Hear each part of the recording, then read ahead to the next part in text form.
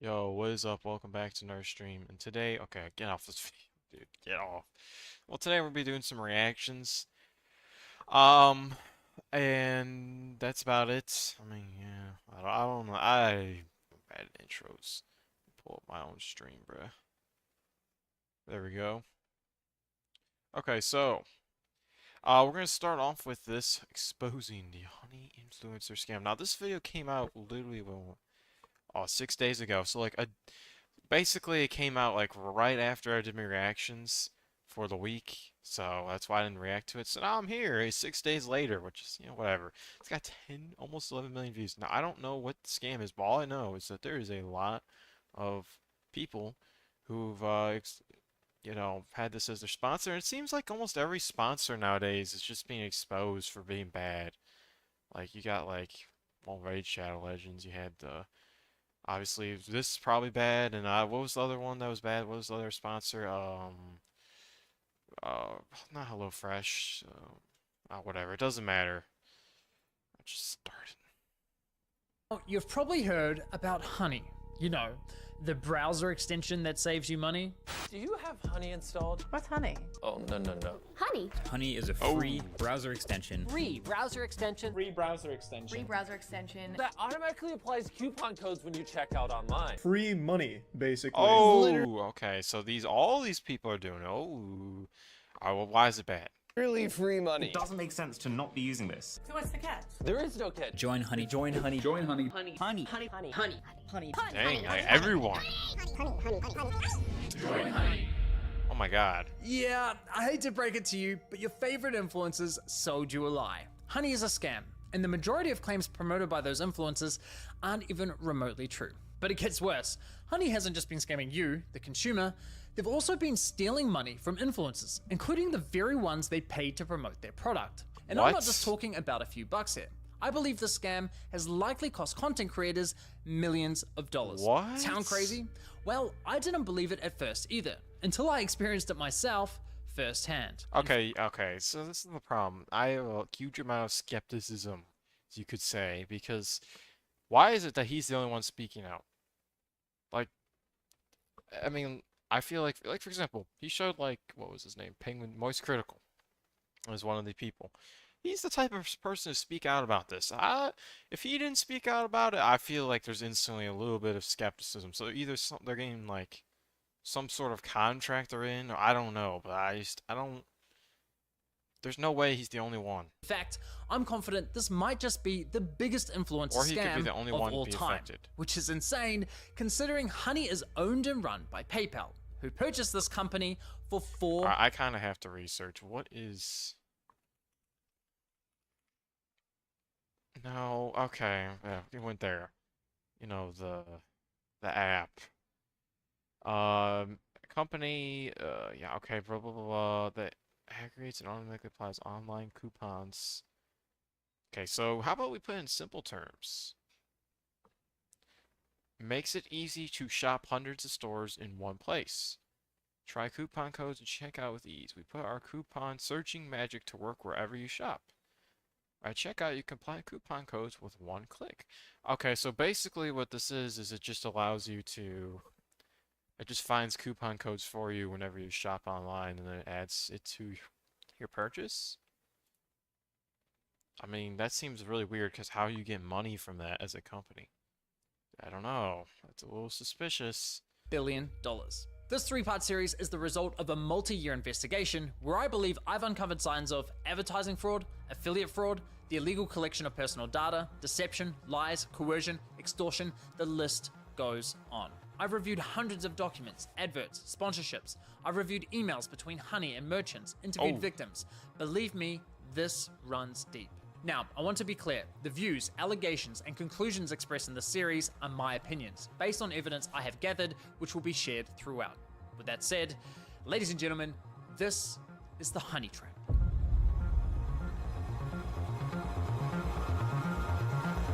Yeah, I mean, whatever. Oh my God, her? What's her name? I don't even remember. She did it too? Dang. Now I know what you're thinking. It's a free browser extension. How bad could it be? Well, trust me, it's far more sinister than you might think. Yeah, You if know it's what they well, here's the problem. It's like if it's free, how is it? How are they making a profit? How are they still running? Am I stupid? There must be ads. That's probably what it is. Yeah, it's probably ads. That'd be my guess. say, if a product's free, it's likely you're the product. And as you'll find Yeah, out later in there's this a reason why they say investigation, that. that remains true for PayPal Honey. Now, like most people, I too fell for the lies. I mean, what's not to love about a free browser extension that saves you money? It's a compelling product, and with the endorsement from what feels like Wait, how much do they save? browser extension that saves you money. With Honey? Oh, wow. What? Okay, that seems crazy. It's a compelling product, and with the endorsement from what feels like every single popular influencer on YouTube, it's no wonder millions of people downloaded it. Ironically, the very influencers promoting Honey seemingly had no idea the company was quietly picking money out of their very own pockets. Well, at least one of them realized, but we'll get to that later.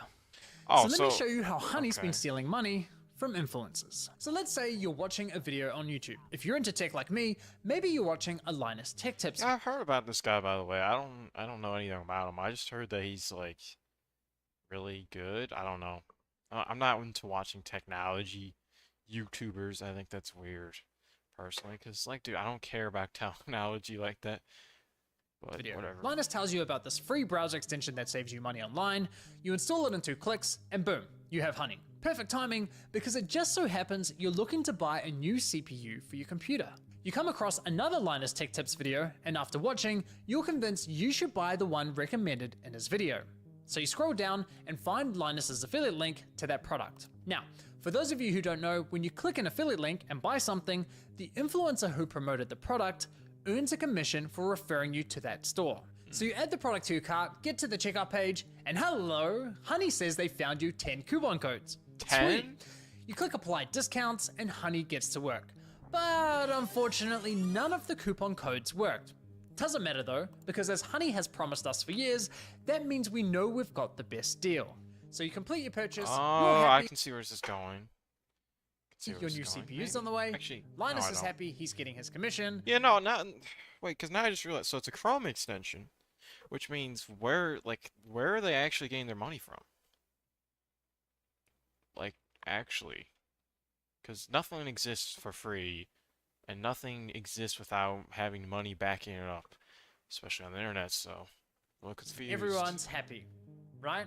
Well, let's quickly rewind and see what was happening behind the scenes.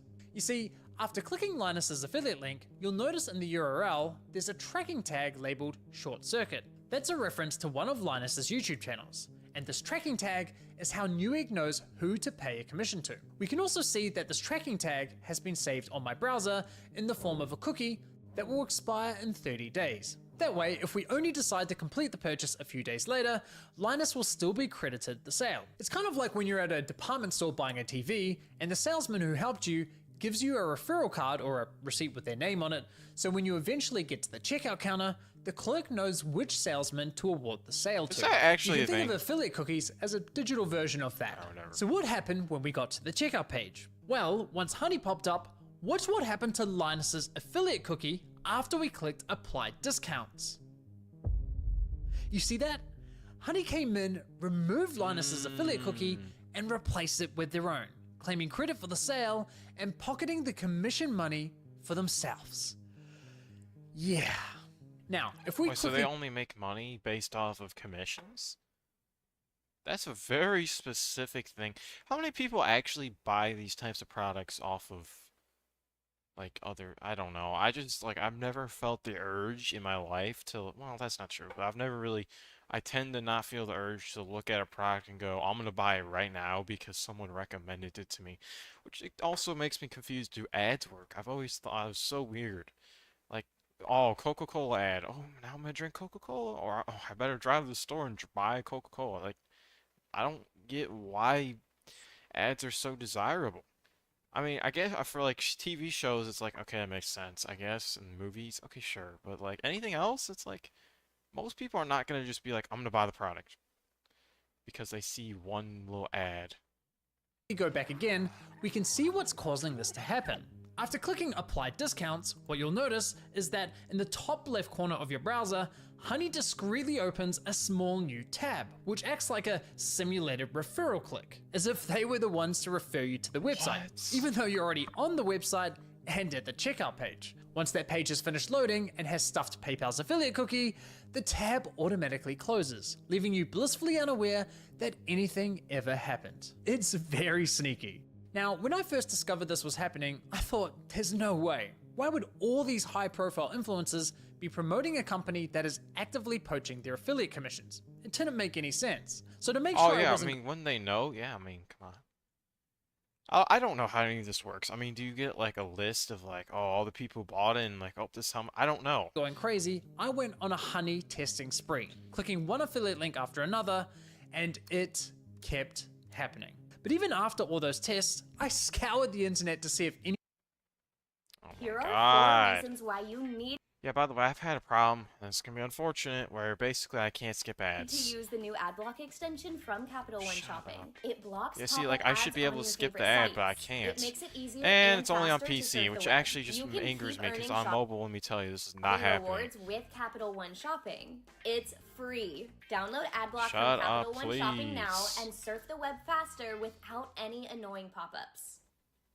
Oh my God, I need to figure out why this is happening. Why is it that I can't skip ads on YouTube? Once I that don't know. page is finished loading and has stuffed PayPal's affiliate cookie, the tab automatically closes, leaving you blissfully unaware that anything Oh, ever by the way, so did that ad actually, by the way, I know this doesn't sound stupid, but did anyone go, oh my God, look at that ad, I'm gonna get that stupid whatever it was. See, I don't even remember what it was.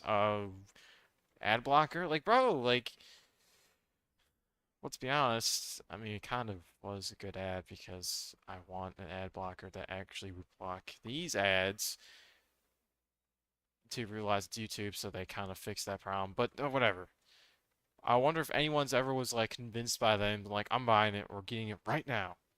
happened. It's very sneaky. Now, when I first discovered this was happening, I thought, there's no way. Why would all these high-profile influencers be promoting a company that is actively poaching their affiliate commissions? It didn't make any sense. So to make sure I wasn't going crazy, I went on a Honey Wait, testing didn't I already watch this? Oh my God, the ad rolled back to like 30 seconds? Are you serious? spree, clicking one Bro, affiliate link after get outta another, here. and it kept happening. But even after all those tests, I scoured the internet to see if anyone was talking about this and found nothing. Okay, there was this one debate about it on the Y Combinator forum, but nothing concrete. Besides that, virtually nobody was talking about this, adding fuel to my doubt. So I figured, screw it, I'll reach out to Honey and ask them directly. And sure enough, they came back to me with the following. If Honey is activated and is the last program used while shopping on a site, it is likely Honey will receive credit for the purchase. I was right, and just like that, my investigation into Honey began.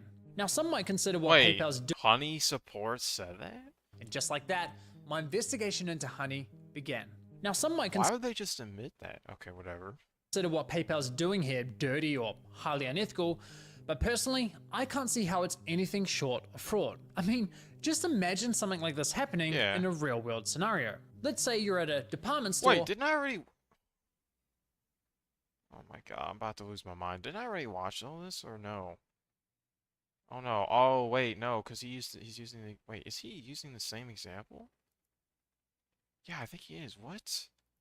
With the same graphics? Alright, whatever, I'm confused. A world scenario. Let's say you're at a department store looking to buy a new TV. A salesman spends time running you through your options. You decide to buy, he gives you his Yeah, referral card. no, what? I'm confused. Did I already watch this or not? Oh, I don't know. You get to the checkout, and right as you're about to pay, a sleazy salesman pops up going, Oh, no, I didn't. Hey, shall I check if I have any coupon codes for you? Naturally, you say sure. He snatches your referral card without you ever noticing, looks for coupons, says sorry, no luck this time, but instead of handing back Well, the I think the original real question is, are they actually finding anything, or is it just right? It's just like, oh, because let's be honest, how does they have access to supposedly all these coupon codes? Seems a little fishy. Because why would companies be like, oh yeah, here's my coupon codes? And I don't think that would happen. I don't think they would let that happen. So to me, it's just very, very fishy. referral card, he hands back his own.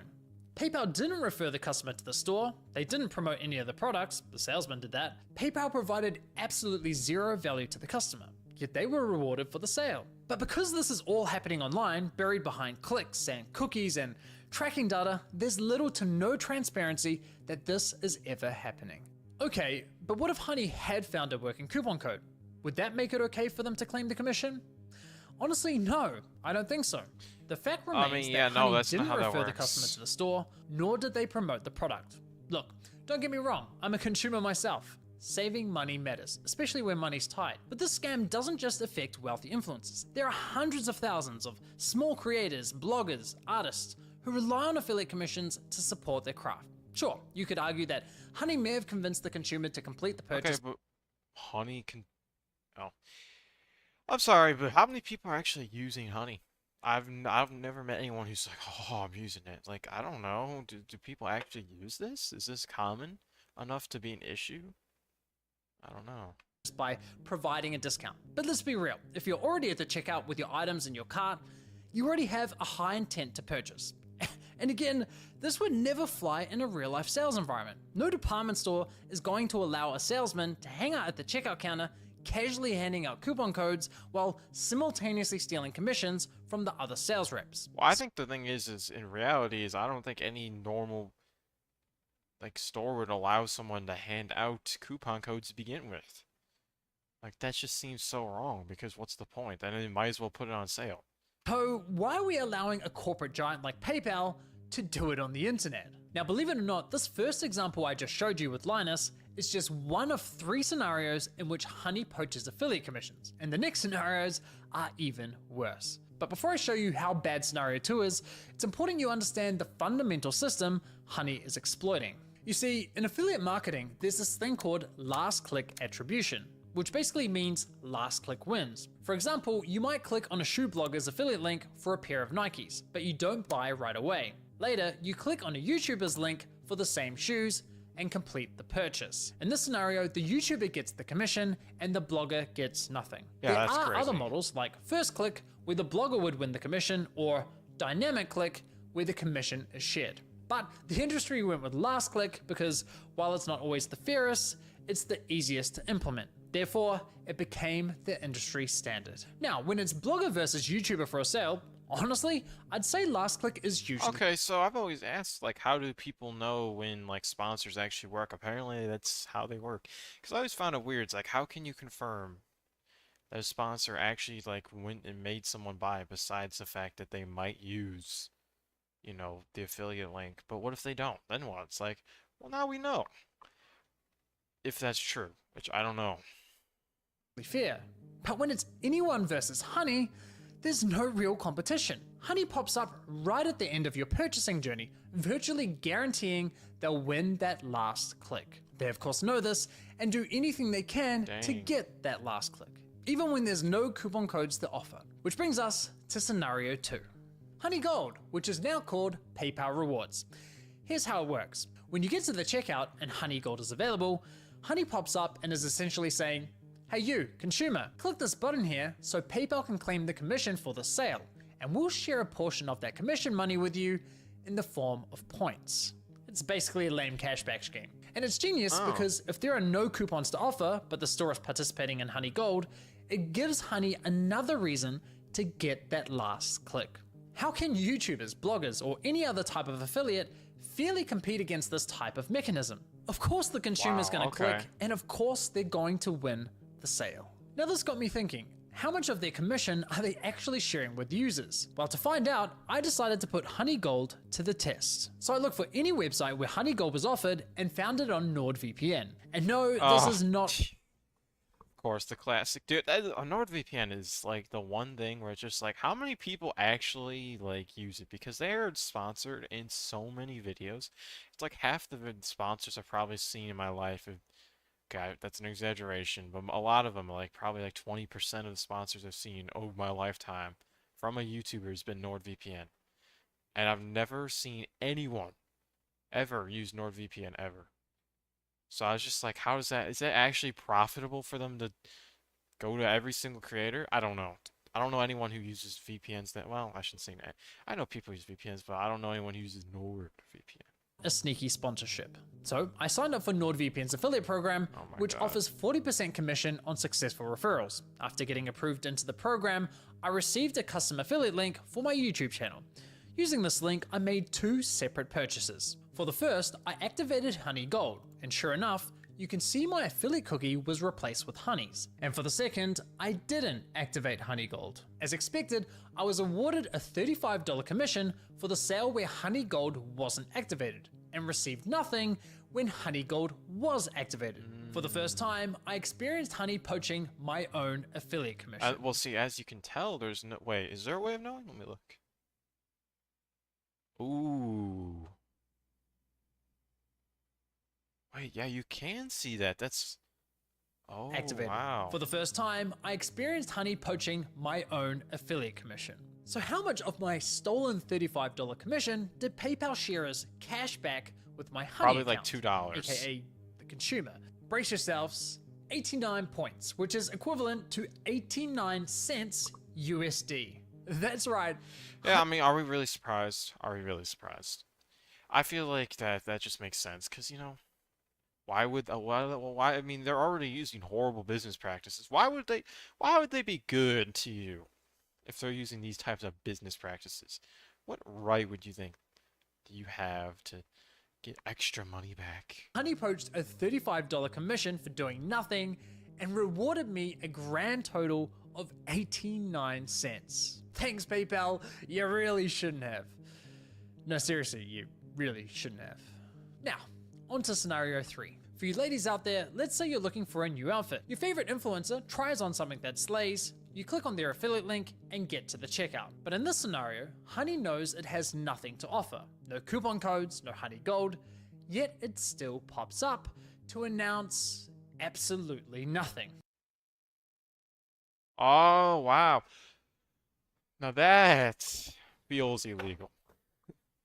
Well, it probably isn't, but the problem is I don't know if this is illegal, but bro, what it's doing is it's gonna force you to click got it, but if you're smart, you can click the X. Oh, does clicking the X actually do it? Ooh, let's give it priority. Who knows? Who knows? Annoying as fuck. Naturally, you click the got it button to get rid of the annoying dancing coin, and whoa, I what's mean, that? me personally, I would click the X. I'd get rid of the whole icon, not click the got it. I'm one of those people, closes things instead of uses them. PayPal takes the sale. Why? Because fuck you, Mary, that's your commission. But wait, there's more.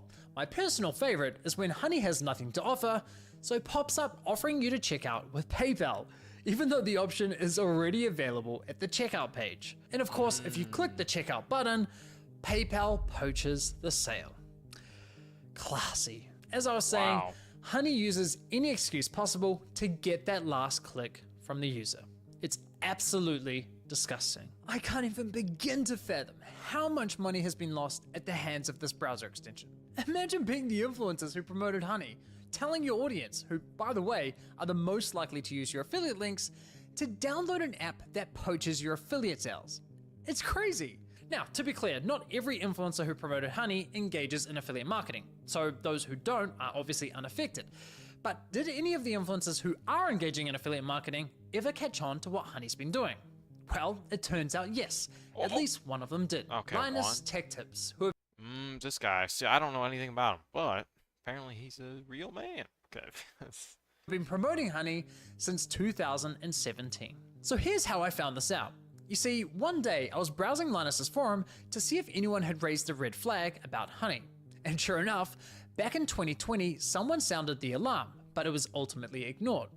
However, in 2022, a different user noticed that LMG were no longer promoting Honey and asked the team if they had been dropped as a sponsor, to which one of Linus's employees Okay, I just, bruh. Do I feel okay? I feel like those people are really like just way too. I don't know what the word, no lifers, because how do you notice that? I mean, I guess you could argue, oh, they're gonna buy it off the affiliate link, but like, are you really? The odds of that happening, of like, oh, I'm gonna buy off the affiliate link, and oh, now it's not there. What do I do? I mean, it's like the odds of that are very low, but I don't know. I mean, I'm just sick of seeing people who have no life. Like, just goes an example of like people following. Like people will like, oh, this person outfollowed this major influencer. That must mean they have beef. How do you notice this? Do you just stalk people who follows who on Instagram or Twitter or whatever? I don't know. It's not the same thing, but it's close enough. Responded with, we ended the partnership with Honey due to the way their service interacted with affiliate links. Essentially, if someone clicked on an affiliate link and then they use Honey and search for a deal, Honey will override that tracking link even if they don't find you a deal. That didn't jive with us, so Jive? we ended the partnership. That's crazy. Okay, so they had no idea this was happening, and it took them several years to catch on. That's quite telling, because we're talking about a tech-savvy YouTube channel that's run by a very large team. jeez. The fact that it took them several years to figure this out, in my opinion, really underscores the deceptive nature with which Honey operates. If Linus and his team didn't know, I can't imagine many other influencers would have known either. Now, I have to say, as a longtime viewer and supporter of Linus's channel, I'm incredibly disappointed they weren't more public with this discovery. Oh, I get who really cares? Disappointed? Are you really disappointed for someone you don't know? Like, bruh. I don't know. It's like, yeah, obviously he should have done something about it, but like, you don't know his reasons. this specific issue doesn't directly affect their viewers, but surely they must have realized the wider impact this could be having on the creator community, yeah. the community they're a part of. I think that matters. And it's not as though they only promoted Honey once or twice. They did approximately 160 sponsored segments, all of which remain live on YouTube. Those videos Okay, this that's the definition of no life. How do you figure this out, bro? Oh my God, he used was this Google Sheets? Oh my God! Wow. Oh my God! All these are in October. All these are like 2020 and 2019 alone. What? 160 sponsored segments, all of which remain Oh my live on God. YouTube. Those videos have accumulated around 194 million views. According to my data, that makes Linus's company LMG the third largest promoter of Honey on YouTube. So yeah, in my opinion, they should have made more noise about this. But what's truly baffling to me Yeah, I is mean, I that kind of have after to agree now because it's just like, dude, that's a lot. LMG ended their partnership with Honey, they then went ahead and partnered with a company called Karma Now, a coupon browser extension that literally engages in similar behavior. Now, I did reach out to LMG about this situation, and I'll be honest, their response was not to my satisfaction. They didn't address the majority of my questions, however, they did at least provide some important context about their dealings with Honey. LMG stated that as soon Where's the Bigfoot? It's gonna be coming up next.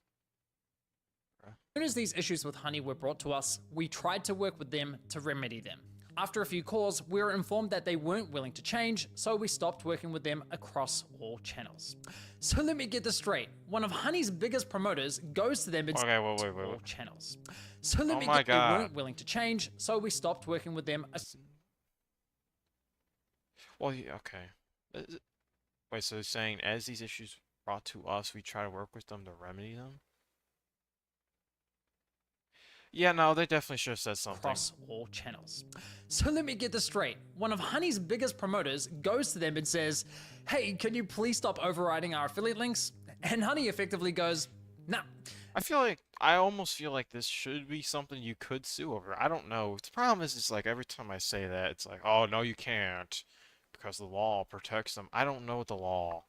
So, Not happening. I feel like you should be able to Assuming sue I've got this. that correct, and if true, that just goes to show what little regard Honey has not only for content creators, but also their partners. Now, as for LMG's less than ideal response, I did press Linus's team to address the rest of my questions, but never heard back from them. But it's time to shift gears, because unfortunately, this scam runs much deeper than stolen affiliate commissions. It's time we talk about how Honey used these influencers to sell you a complete lie. How they sold you a product that was doing the opposite of what they promised. You see, as I was testing Honey across different stores, I was encountering a reoccurring issue. When I reached the checkout page, Honey would claim I just can't believe people actually, like... No, I actually can't believe it. Because, like, to me, it's like... I remember when I first heard about Honey and Mr. Beast video, I was like, yeah, this is too good to be true. I never got it, obviously, because I never really bought things at the time. It was like 2018, right? But, like, the point is like, I mean, just think about it. When you hear about this, there's no way you could just think, oh, no, this makes sense. I'm getting coupon codes for free. Like, doesn't something like ring a bell ring in your back of your mind? Like, how is this possible? How is it possible I can save all this money when I'm online shopping? How is it possible?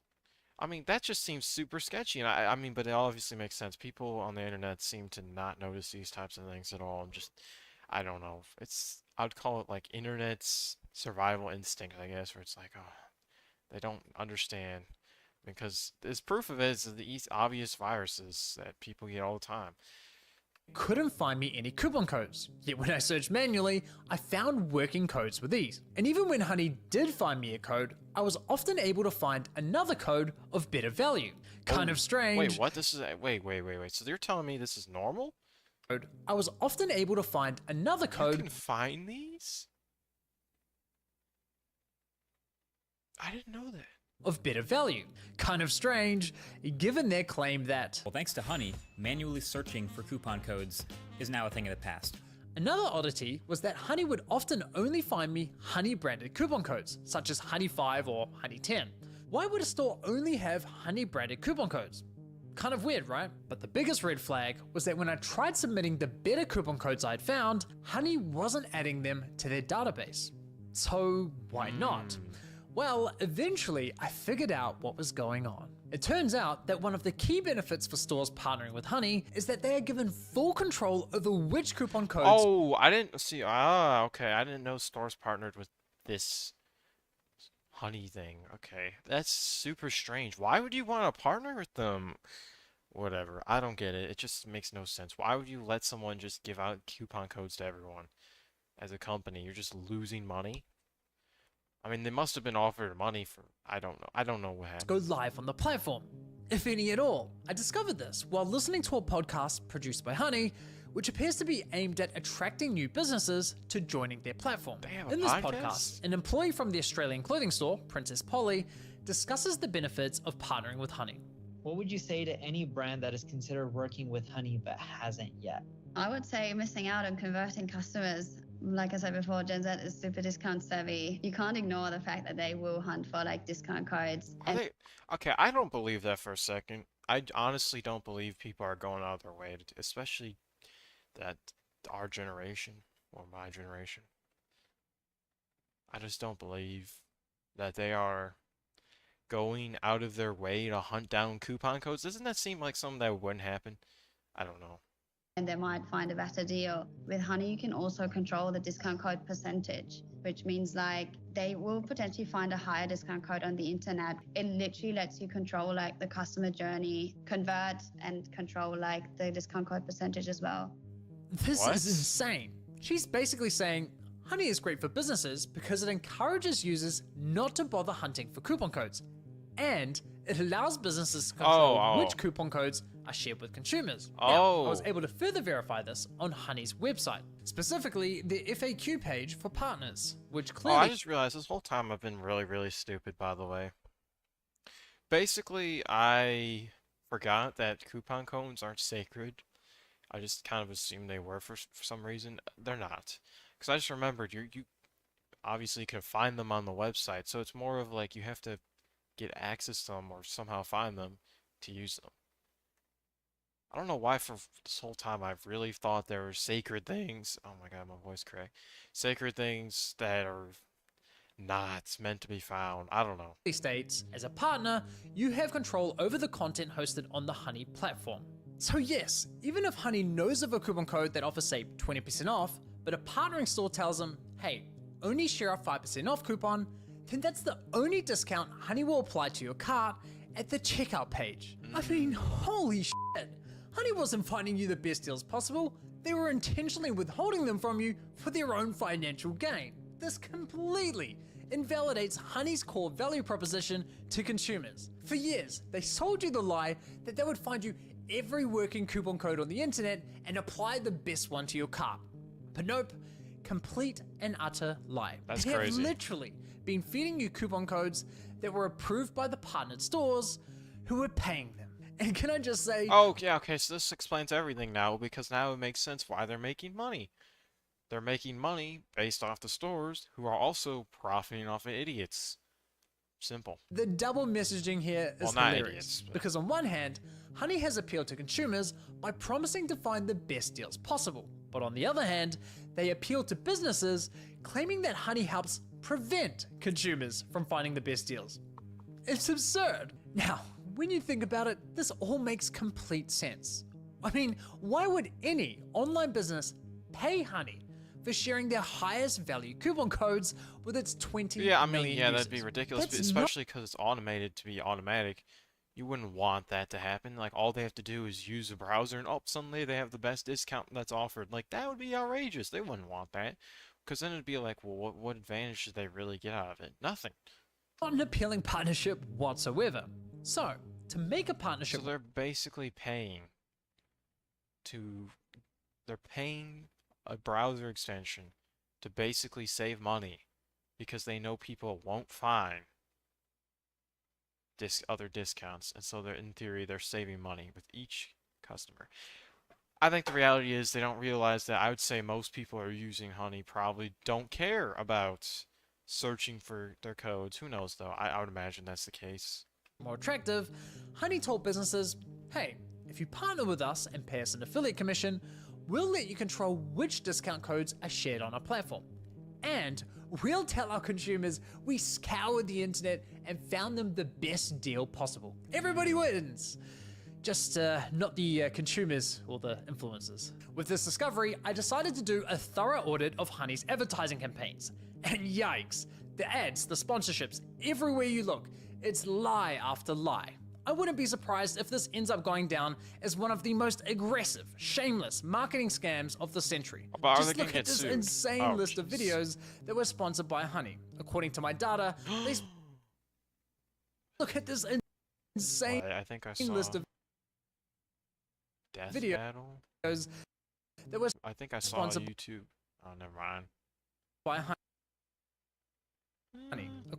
According to my data, they sponsored Yeah, almost never mind. I thought I 5,000 saw someone channel I watched. Never mind. videos Yeah, I don't- across roughly 1,000 different YouTube channels, racking up an unbelievable 7.8 I'm not gonna lie. The only time I really remember hearing of Honey is Mr. Beast. I've never really heard anyone else getting sponsored by them, I guess. So, never really. I don't know. My experience on YouTube, it wasn't really a problem. billion views. 6 It's crazy. billion? So now that we have a clearer picture of how Honey operates, let's reflect on some of their claims. Honey will find every working code on the internet and apply the best one to your cart. If Honey can't find a discount code for you, then you can rest assured that there's not a single discount or promo code on the internet. It's a free browser extension that Oh, not him! No, no, no. I mean, actually, who cares? He didn't know. Yeah, that's the thing. It doesn't matter who uses it. Because, I mean, obviously, most people morally wouldn't take the sponsorship if they knew what it was doing. So, honestly, yeah, who cares who uses it? It's like, well, they're not exactly... I'm not gonna be like, oh, yeah, they need to be put down, basically. I don't know. I feel like, what's it called? Most people, I mean... most people wouldn't go and do research into so much depth to find out that Honey was so bad. So I don't really blame anyone who took sponsorship, because to most people, it would look like, hey, this is good, unless you're like in-depth researching. And when I do have access to sponsorships if I ever do, I will not make sure to do in-depth research, but I'll make sure to support something that I actually think is something I would use, and not just some random. So to me, it would be like, I'm not gonna, I don't know, support like a VPN because I'm not gonna use it. Well, actually, that's kind of stupid. I don't know. That's for me, future me to figure out. But ideal world, I wouldn't be like trying to do something that's absolutely just feces. I don't know. We'll see. promo codes for anything you purchase online. You literally don't spend money. Honey searches the known internet for every promo code ever used. This means you always get the best deals without even Are you serious? trying. What Honey does is He take dumped himself with Honey just to prove a point. Okay. money and they put it in your pocket. If there is any way to save money on your purchase, they'll find it. Getting you the lowest prices possible at checkout. You are always going to get the best deal no matter where you're shopping. Amazon, eBay, Best Buy, doesn't matter. Honey's got your butt covered. If Honey can't find a code, you have the best deal. It really puts into perspective just how shady this company is. doesn't it? Now, believe it or not, the Better Business Bureau launched an inquiry into Honey's advertising claims, but after Honey immediately discontinued the claims for, quote, business reasons, the BBB decided to drop the case. Wait, that doesn't even make sense. I don't get it. For, I quote, don't get what happened business here. reasons, the BBB decided to drop the case. Honestly, at this point in my investigation, I thought I'd seen the worst of it. I thought I understood the full picture of Honey's shady business model. But here's the thing. What I haven't told you is that there were instances where Honey would actually work really well, finding me incredible discounts that seemed almost too good to be true. Now, it wasn't very often, but enough to confuse me. And there were even times when they weren't poaching affiliate commissions by claiming the credit for sales. These inconsistencies bugged me. It didn't add up with everything else I had discovered. It was clear I was missing something. Well, once I finally figured out what that was, I uncovered an even darker side to PayPal's scam. Oh, one that targeted an entirely new victim. We started having problems where customers would get in touch via our support saying, oh hey, I just tried to use this discount, this 60% off coupon, and it doesn't work. I'd be like, dude, that is not your discount. Like, how did you get that? And they'd be like, oh, it just showed up through the Honey extension. Yeah, it cost us thousands, and don't tell me that what they did is they acted like they put a discount and they didn't actually. Because if they did that, that's dirty. And I can actually picture that happening because it's so easy to do. Because people are stupid. They don't really read. Even looked into how far back it went. At the end of the day, like, you need to make the numbers work, and if Honey is going to steal 10% of your revenue all the time, you're going to have to raise prices at the end of the day, and it's just like a really awful business model. Like, we've been so bad at them for so long. Oh, no, what they're saying, okay, what they're basically saying, I think, is that the companies are losing money because Honey makes up their own codes, their fake codes. Which doesn't even make sense. Alright, though, that's it, I guess. I mean, yeah, that was... I can imagine a lawsuit happening, but who really knows? Because, let's be honest, it's just the whole world. What is this? Oh. Bro, by the way, every time that, what's his name? Yeah, Moist Critical releases a video about this stuff, he always gets like 10 million views. What is this? Elder Scroll fan gets real life Skyrim fork for Christmas? Bruh. It doesn't even make sense. I don't know. No, but I don't know. It was pretty good. Pretty good video. I'm just surprised that that it took this long for anyone to find out, honestly.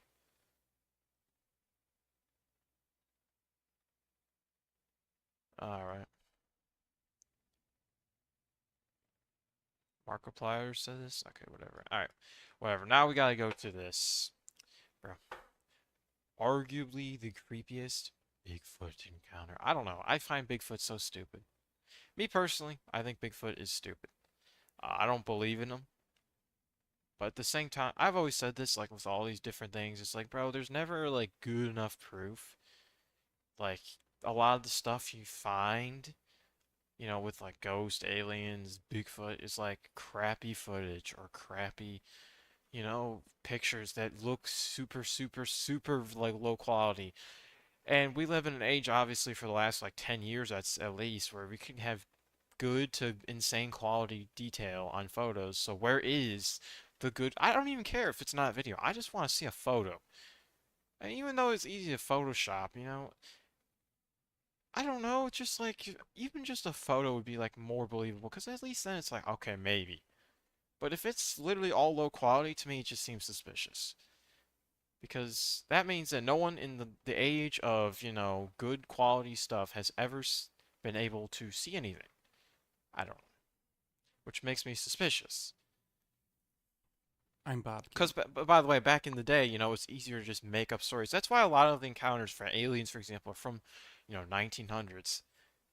Sounds ridiculous, but I mean, that's true. I mean, obviously, there's still encounters with aliens and whatnot in the modern day, but there's never like, oh, here's the footage. Like, you never see on the news, oh, here's footage of a UFO. You always hear of these crazy abduction stories, but you never actually see the footage. Like, the first thing I'm doing when I see a UFO is not going to be, oh, mistake. Well, maybe I wouldn't record because I'm not weird. But, alright, whatever. This is Bigfoot. Doesn't even matter. It's not UFOs. Bigfoot, same thing applies. I've never really seen Bigfoot footage, but what do I know? I don't scour the internet for this stuff anyways. And today I want to share a Bigfoot Hi, I'm Bob Gimlin. And today I want to share a Bigfoot report I received some time ago. And this one gave me the creeps like no other. Here it goes. Hi, Bob. My Bigfoot encounter doesn't feel like a normal... Okay, let me turn up the audio, bro. It's too quiet.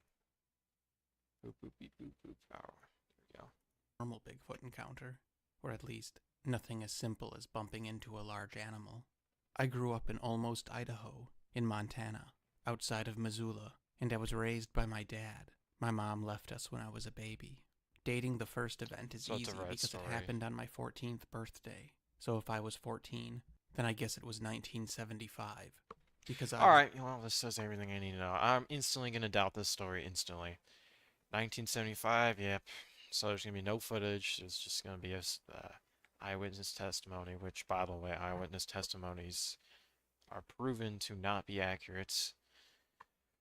Because even if you think you know the story or know what happened, you're going to get something wrong. I mean, can you remember everything you've done in a day? No, you can't. You can't even remember what you've done, everything you've done in the last hour.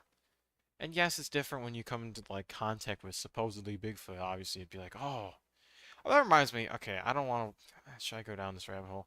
There's this guy who, you know, claims that he got sexually assaulted by Bigfoot. YouTube. Okay, I'm not going there yet. We'll wait for that later. Was born in 61.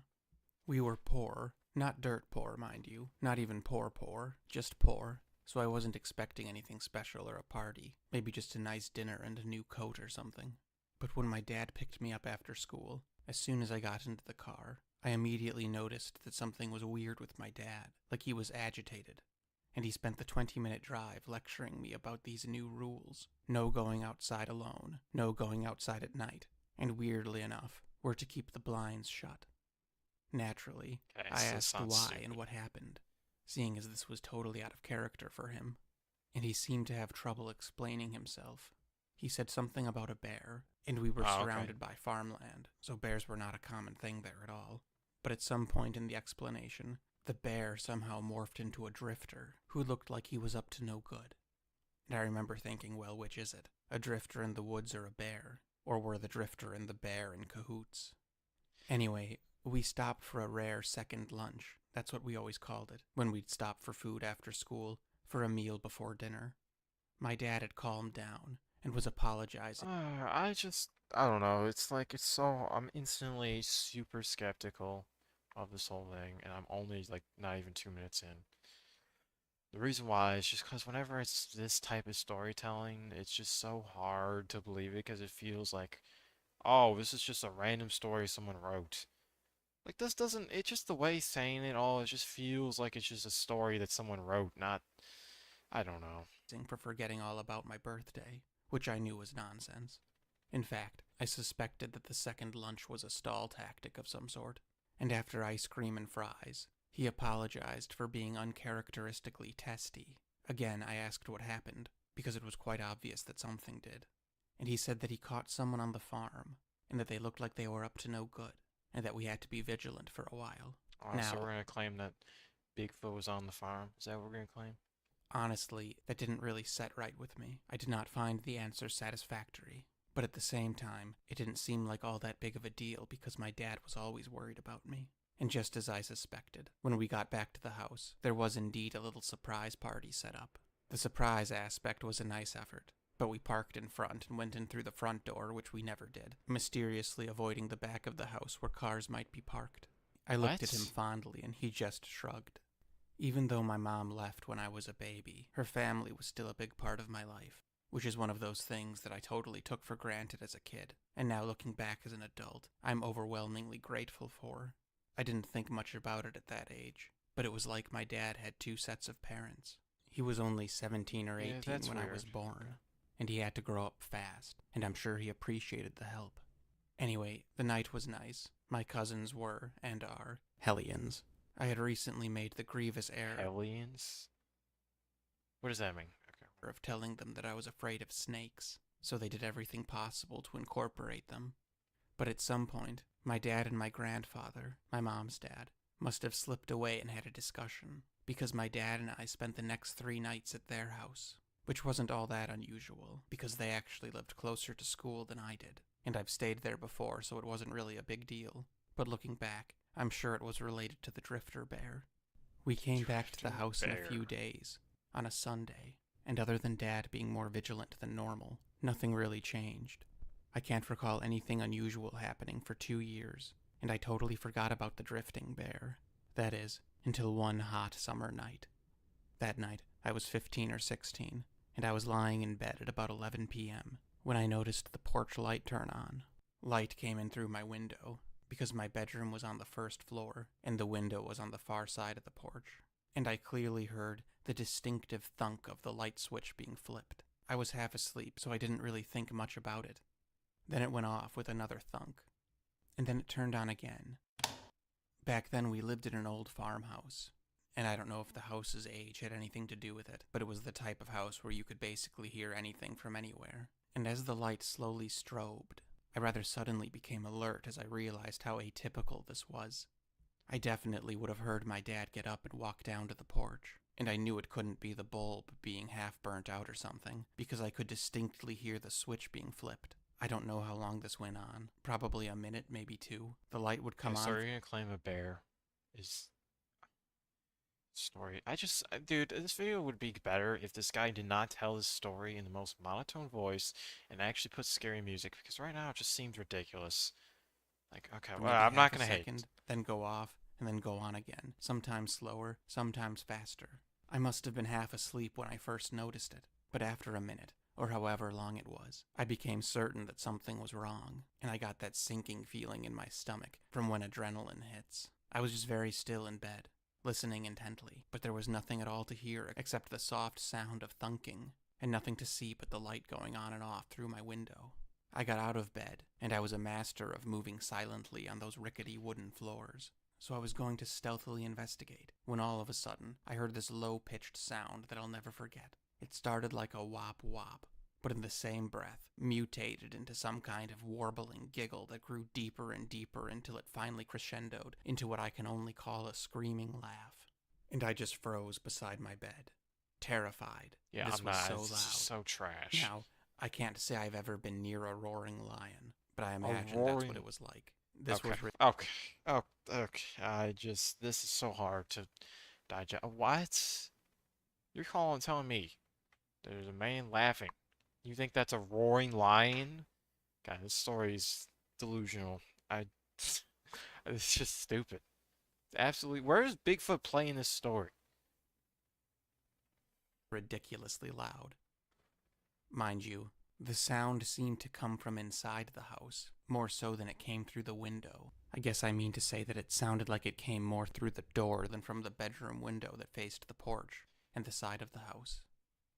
No, I didn't scream, I didn't run, I didn't move at all. And looking back, I consider this to be the first time in my life that I recall entirely being taken over by instinct. I froze like a deer. I don't think I could have moved if I wanted to. I think on a deep primal level, that was my instincts telling me to not draw any attention to myself. In that moment, I felt exactly like prey. And before the laugh even ended, I heard my dad charging out of his bedroom and down the stairs.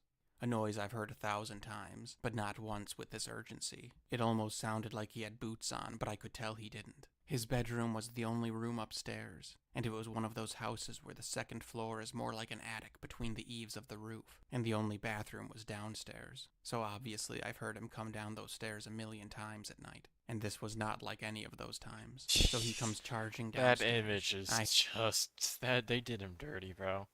He looks like a crazy psychopath that is on incredible amounts of drugs with a shotgun. Why is that? Okay, yeah. I heard him shout the word down, so I dove under the bed. And the stairs to the second floor led directly to the front door, so he would have been able to see the front door from 2/3 down the steps. I'm smiling as I'm writing this because even 40 years later, I can remember the exact sound of my dad taking those steps. Aside from this instance, it's a fond memory of mine because it meant my dad was nearby. But from under the bed, I heard him pause with maybe 2 or 3 steps left to take. I knew he stopped with 2 or 3 steps left because I didn't hear him hit the landing, which had a different sound than the stairs. And this I'll never forget. My daddy cursed, the SH word. Now to... Oh, jeez. Oh my god. Alright, this is really getting really ridiculous. The more I'm listening to this, the more stupid it becomes. The SH word, bro. Really? Really? We're gonna do that? We're gonna censor ourselves in this little stupid story? How old does this person claims to be born? Well, no, they were 14, 19, whatever, 75. How can you not swear at the age of whatever you are? Are you really that moral? I doubt it. To be clear, my dad was known to swear on occasion, but I'll never forget this because it had 2 distinct syllables. She, it. I don't know why, but that always stuck with me. He turned it into 2 words, which I'd never heard before. He must have been holding his 12 gauge because he shot from inside the house, and it shot through the door. Then I heard him leap, clearing the landing altogether and landing by the front door, and I heard it swing open. So my dad was on the porch now, and then I heard 2 more shots. And my dad was shouting basically jargon, just like one would when trying to scare off an aggressive bear. And I'd never heard my dad, or any adult, make noises like that. Just nasty yells of aggressive jargon. Then the door to my room flies open, and I know it's my dad because I heard him coming. And as soon as he turns the light on, he makes this devastated gasping noise because he thinks I'm gone because I'm tucked under the bed. So I tell him I'm right here and I clamber out, and I'll never forget the relief on his face. I'm a parent and grandparent now too, and I can tell you with certainty. God, they just add unnecessary details. I don't care. That's love right there, when you think your kid is gone and then you find them. Which is why I never let my middle son go to Walmart ever again. Oh, dude, this is the most ridiculous story ever because why are oh, I can't take this seriously. I really like where's first off Bigfoot where? And you're gonna second off like, dude, why are we talking about your middle child in Walmart? I don't get it. Anyway, he shepherded me into the living room and onto his favorite chair, which I literally never sat on because it was unspokenly his chair. But looking back, I realized that it was up against an interior wall, as in, not against or near any windows. Obviously, I asked what the hell was going on, and here's another thing about that weird night I'll never forget. Dude, he said, I don't know, my sweet little Kolachki cookie. And moment... What? Bro, this is... No, this can't be... no, there's no way someone actually wrote this. There's no way.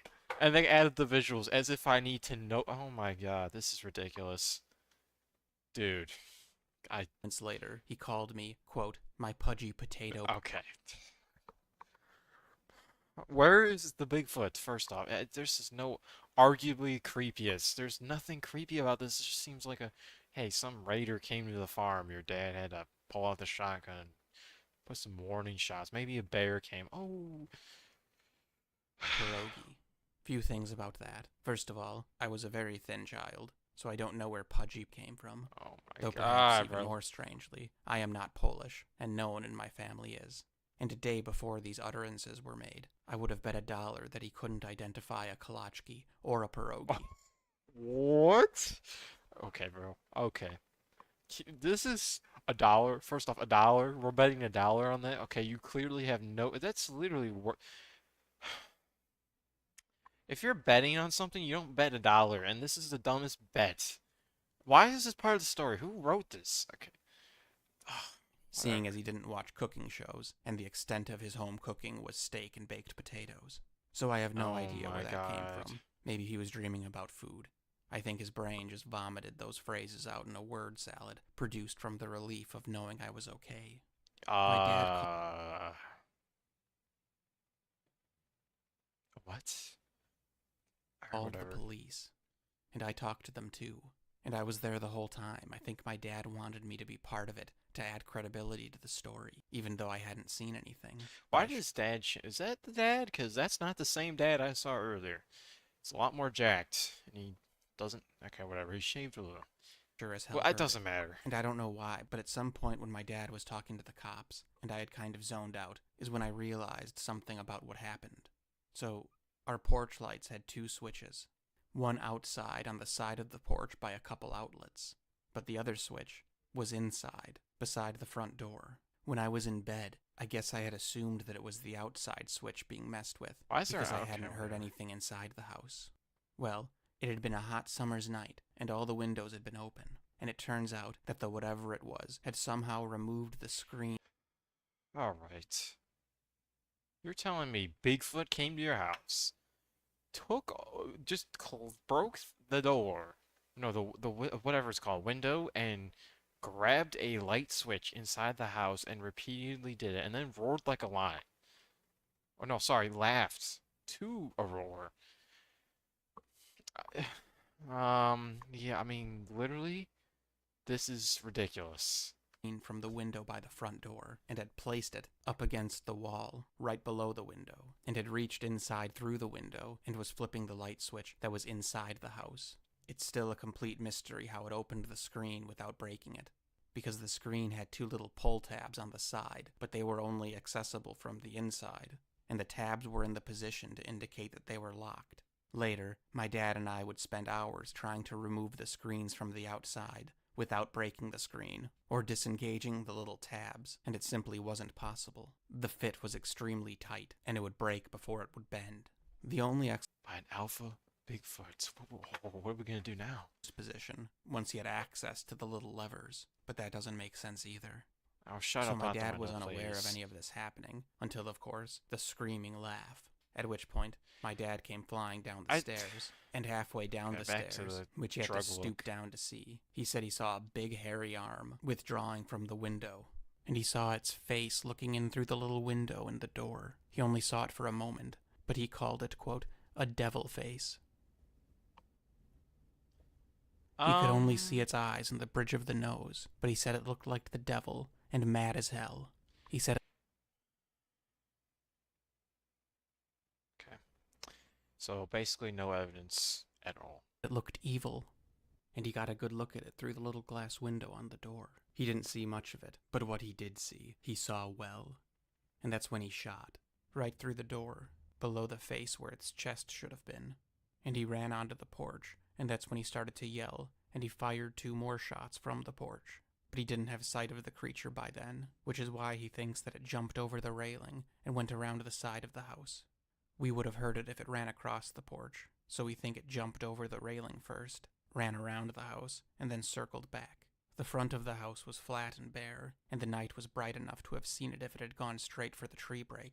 He ran around the whole house in his undies, screaming like a banshee before he came back in to look for me. Bro. So outside, he shot to give the impression that he meant business. And it wasn't until he returned to the house that he realized that there was no blood on the porch. No blood, footprints, or hair either. He was utterly perplexed on... So that just means you missed your shots? Come on, very simple. How he hadn't struck it with his first shot. He was quite certain that he'd hit it when he first pulled the trigger. In movies, they always show shotguns as blasting holes through walls. But that's not what happened here. There was just a series of small holes, close together right in the door frame. The cops were very straightforward. They said that they're not filing a report, and that these things don't usually bother people, and that we should just leave them alone. What? I mean, I almost want to believe that. That almost seems realistic. The way the cops respond, yeah, that could seem realistic, until you realize it doesn't bother people. That just seems like a ridiculous... I don't believe that. It's like, oh yeah, then home invasions, they never bother people. What? I remember that very specifically because my dad went off on them. He said, usually? Oh, they don't usually bother people? The only thing that I really remember about the cops was that they were excited about the thing's size. They tried to recreate it multiple times, to flip the switch through the open window, with their head visible in the little window on the door. And it wasn't even close to possible. My dad could barely get his whole hand flat against the door, and when I tried, I couldn't even get my elbow to the window while keeping my line of sight through the little glass pane on the door. Another thing about its size that my dad insisted upon was that he and the cops had to cock their heads more than the creature did in order to angle their elbow through the open window. My dad said that the creature's head wasn't straight up and down, but it was far less at an angle than when he or the police tried. One of the cops was a bear of a man, and he could get his arm in the window with his head straight, but his hand barely made it to the center of the door, and certainly not to the switch on the other side. My dad told the cops that it was too big to fit in through the window, but it could have busted through the door easy as pie if it had a mind to. I know this doesn't really fit into the mindset that a lot of people have about a Bigfoot cover-up or whatever, but I was there, and I specifically recall the cops saying, "We're not filing a report. We get a few calls like this every year, usually from the same people. Just let it alone." And one of the Yeah, cops... I mean, I'm gonna be honest, that sounds like something a cop would say. The only realistic part of the story is that. Because let's be honest, that's just true in general with a lot of times where it's just like, oh, well, there's not enough evidence, we're not going to do anything. Because what are they going to do? What are they supposed to do with this? Are they really, like, are you, these people expecting, like, cops to patrol the house every single night and wait? Like, no, it's not going to happen. So, like, that's, like, the only solution to this problem, and that's not going to work. So, there you go. Told him that they don't come inside houses. And that's when my dad told them to get off his property. And after they left, my dad and I had don't ice come cream, inside houses. and he told me about what happened 2 years ago on my 14th birthday. But you should know this first, I guess. The previous owner of the house raised hogs there, and there used to be this wallow right on the side of the house that was so filthy that my dad filled it with rocks and charcoal, and then dumped a dump truck load of sand over it. And we called it a sandbox, just because my dad and I played in it a lot when I was a kid, but it was really just a sandy patch of yard. Anyway, on my 14th birthday, while I was at school, my dad was coming up the driveway when he saw a black figure in the sand pit. At first, he thought it was a wayward hog or something, but as he got closer, he saw it was human-shaped, only much larger, somehow both lankier and stouter than a person. Its position was peculiar. He said it was on its knees, pulling sand towards its chest, simultaneously digging a hole and making a mound. Dad didn't have a gun on him or anything, and he just kept driving. This image is so just ridiculous to look at. So you're claiming that you are driving to your house, you look at your house, you see this massive gorilla thing and you live in the middle of a farmland, and you just casually go the next day, all right, I'm gonna live in this house. No, that house is owned. That's not my house anymore. I don't care how much money I spend. I'm not leaving. Actually, no, because if I was dead broke, I don't know the financial situation, but the point is, the average person is not going to live in that house anymore. They're just going to be like, yeah, I'm selling it right here, right now. That's what's going to happen. Toward the house, trying to figure out what he was looking at. Dad said his first thought was that it was a man in bearskin, but that hypothesis didn't last long, and as soon as he got close enough to see that it was absolutely nothing he'd ever seen before, he drove straight at it and laid on the horn, and it sprang up and ran to this tree line that serves as a windbreak there, and it followed the break all the way to the woods, screaming the whole time, a much higher pitched and shrill noise than you would think a creature that large could make. Dad said the thing galloped like a horse. That's a good question. Looking back, I don't know if he meant it ran like a horse as a reference to speed, or if it actually ran on all fours. I wonder which one it could be. Maybe gallop like a horse. When someone says gallop like a horse, what do you think? Do you think the speed? No! Like, what? This is such a bad story because the person is asking dumb questions. I took it to mean that it ran fast and fluidly, but now you've got me wondering. Oh my God, you got me He described wondering. it as a goblin. He said it had no ears, a bald head, but hair around the sides like a balding man. Its skin and fur was jet black. It had impossibly long arms, impossibly broad shoulders. I mean, look at those a big butt, biceps. shovel. Now, okay, now I have to research. I know this is stupid research, but let's look at a picture of a gorilla. Like, flexing, maybe? Flexing. What did that say? FL. Whatever. Stop. Can't spell.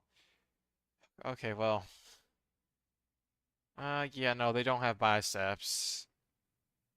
Dude, what? Why do people fantasize about this? Like, what is this? Dude. Oh my God, this is just ridiculous. Who, like, the reality is someone, oh my God, this is just crazy town. I don't, like, dude, they really just took a black man flexing and they just added a, oh my God. All right, whatever. It doesn't matter. This is yeah, that's crazy town. I don't know how to feel. Dude, okay, Mr. Olympia, like, dude, what is going on? Whatever. So basically, what I'm getting at is that this bicep right here, tricep, it's a little too muscular. Hands, a small head, thin lips, a wide mouth, and he said it had deep creases running across its forehead. He said it looked annoyed, like it was unhappy to be bothered, like it wanted to flee, but really wanted to finish whatever it was doing before leaving. I mean, that's a stupid segment because I feel like even if it was a human, wouldn't you be annoyed if someone was honking the horn at you while you're doing something? Like, you wouldn't just be like, oh, I'm happy. No. Dad called our closest neighbor, who lived about a quarter of a mile away. I guess the neighbor had on occasion asked my dad very strange questions that hadn't made any sense until the sighting. My dad told him exactly what he saw, and I guess the marks in the sand were pretty compelling too. This neighbor was super religious, the scary over-the-top kind, and he wasn't surprised by my dad's statement at all, and he said that they'd been having issues at their place too. And he said that he even called the police after one of them broke into, and then apparently spent the night and defecated in a tractor. Okay. Okay. Okay. Okay. Yeah, no, at this point, I just, like, I don't know, dude. I just gotta be, like, a police report or something I can look at that has evidence this is... Because at this point, if you're calling the police about a Bigfoot in a tractor that's defecating and living in the tractor, which, by the way, I don't know how that works, I feel like there's, like, police would be there and reporting it, and there'd be, like, a thing to look at, and I don't know, it's like, I would need further research to even think about believing this because this sounds utterly ridiculous. How do you live in a tractor? I mean, explain to me that one. Like, okay, I mean, this tractor, you know what? Let's look at pictures of tractors because maybe that tractor doesn't do it justice, you know? Yeah, so I mean, I guess you could, I don't know, where are you defecating? Oh, in the seats? Like, and you think too, by the way, if it's defecating in a tractor, that, oh, scientists would be like, oh, I need the poop for my lab study. But no. He said that a little one stole clothes from a clothesline and has been wearing his wife's sundress for about a year. He said he'd called the police multiple times, and that half the time they told him the same thing they told my dad, and the other half of the time they gaslighted him. So my dad... Gaslight? Okay, I'm sorry. This is just no. This is too far gone. I don't believe this for a second. The neighbor guy, who was 30 years older than my dad, poked around the pit, and they found a bunch of stuff under this mound. And I guess this is what freaked my dad out the most. The mound wasn't random. It was burying stuff.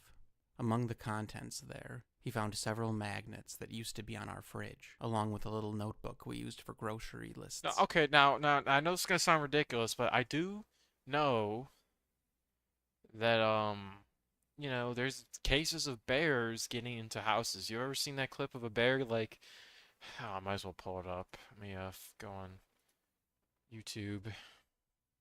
And bear entering house. Blackbird, like, see, there's all these things like, He's hungry. Bro, if they're hibernating, it's actually not that big though. That's a What do we do? oh my God, this is just, all right, maybe I shouldn't watch this because this is a disaster waiting to happen. Let him in. Let him in? Oh, this is not.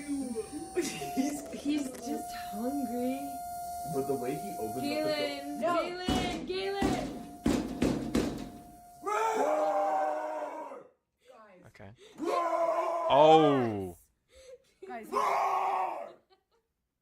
No, Yeah, that dude, bear this does is not good. care. This is not good. Someone has to go outside. I didn't even kidding. open the door, but I've seen a clip of a bear opening a door.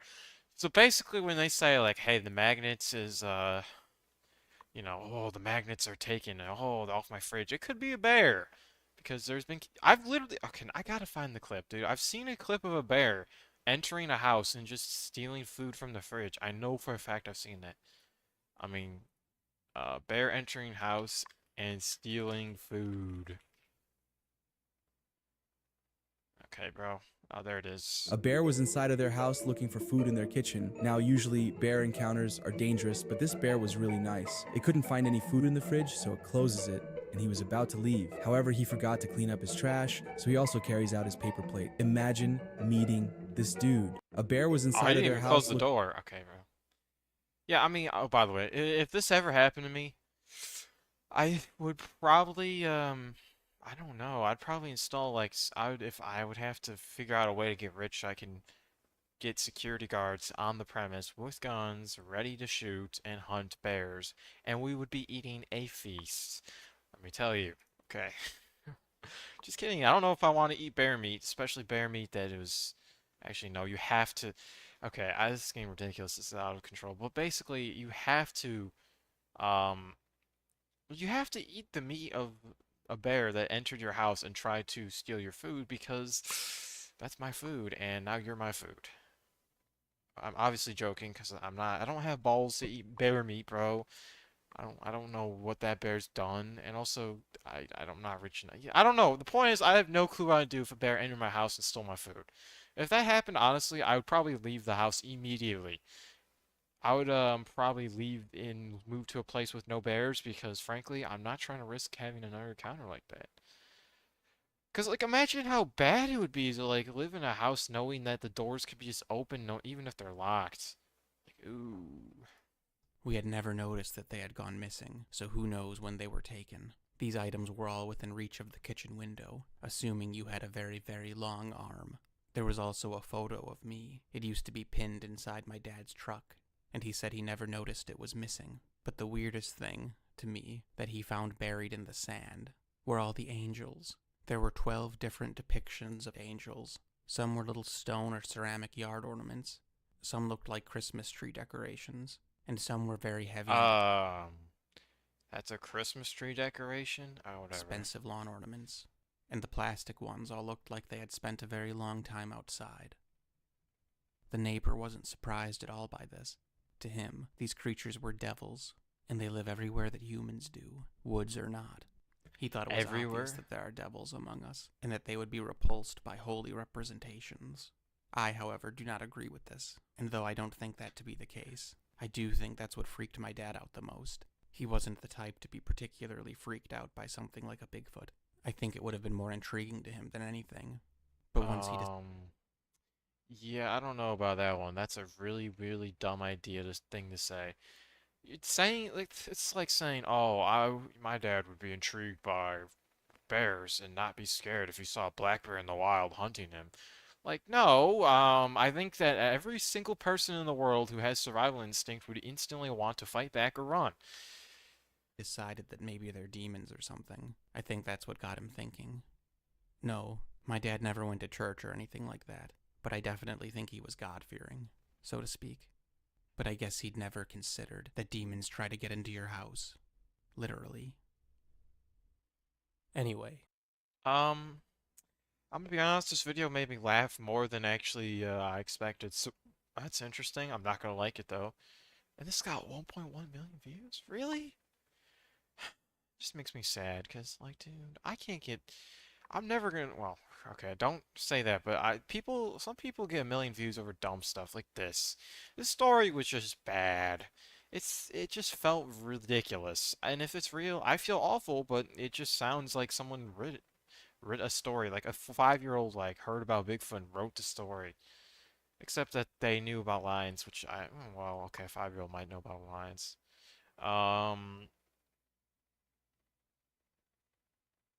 Yeah, imagine walking through woods and running to a Bigfoot in a summer dress.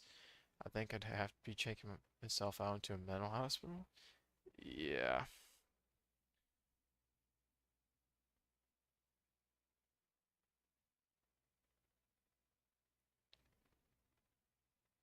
What? Whoever submitted the story is an excellent writer. She's funny and adds lots of detail to a 50-year-old story that makes it just much more believable. Bruh. Okay, so we're telling me that this story is believable when they say, oh, Bigfoot got caught wearing a sundress. Like, no, no. I don't know. This whole thing just seems ridiculous. Also, the whole, like, Bigfoot screamed, and actually, no, it started as a laughter, and then it turned to a roar like a lion. Like, dude, get out of here. I don't know. Whatever. I don't want to clown this person too much because that would be evil. Because you never know. This story could be real, but I just my doubts. I would honestly bet my entire bank account that this story is not real. The problem with doing this, if I lose, I'm gonna look like a fool. On the topic of Bigfoot, let me find that one. Oh, Peter Kane dog training. So basically, Bigfoot used me as a baby, grown man cries. Yep, this, yeah. Bigfoot abducted me and forced me to do things. Investigated by major university. There's a whole playlist. 8. Oh my god. This is the guy I was talking about earlier, by the way. Female Bigfoot forced me to do it. Too drunk to pork Bigfoot. Bigfoot used me to have a baby. Why is... Okay, this is just when... Okay.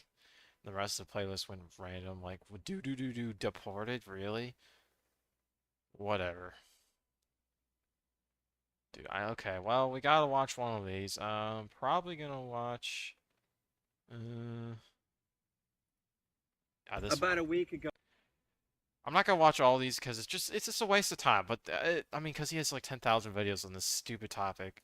Well, I was right over there by that line of trees, and I was looking for my phone, and I found my phone, and right when I found my phone, I got bum rushed by a female Bigfoot. She dragged me into the woods and started carrying me sort of like a sack of potatoes. What? And I shit you not, she was running 45 miles an hour 40 up hills and stuff. 45 miles per hour is pretty funny, bro. You know, I couldn't get away. I was stuck. We get back to the Sasquatch den, and that's when it got really weird. The Sasquatch She made me den? take off my clothes. I didn't want to take them off. You know? Are you kidding me? I did not want to take them off, and she made me strip naked. And then she picks me up and starts carrying me like a baby. And no, I didn't get a boner. It moved a little bit. What? But then it dawned on me, it's like fucking a Sasquatch? That would be like fucking, you know, a German woman. You know, a real hairy German woman? No, thank you. Bro, this guy's crazy. So she's carrying me like this, and I can tell she wants me to breastfeed. What? And I'm like, no, I'm not doing that, you know? I'm very clear. I don't want to do that. I don't want to have anything to do with that. So she takes her hands and she opens my mouth like that and puts it on her breast and pushes down. And I didn't want to do it. I swear to God. I didn't want to do it. And since I had my phone, I did get a quick video. Check it out. See this. Mom, please let me go. I won't tell anybody. I promise. Please let me go. See, I didn't want to do it. Oh my god. This is not anything that was fun. It was horrible. It gets worse. Oh, does it really? Right after I've drank like a gallon of her... By the way, it does taste like honey. It does. It's delicious. What? But after I drank like a gallon of it, you know, I'm feeling kind of sick. Here comes a male Sasquatch. A Sasquatch? Carrying a cub with him. And the cub's about my size. You know? A cub? She just fucking throws me on the floor like I'm a piece of trash or something. She doesn't care about me anymore. You know, her cub's back. She wanted to raise me like... Okay, I think what makes this all the more funny... What is this?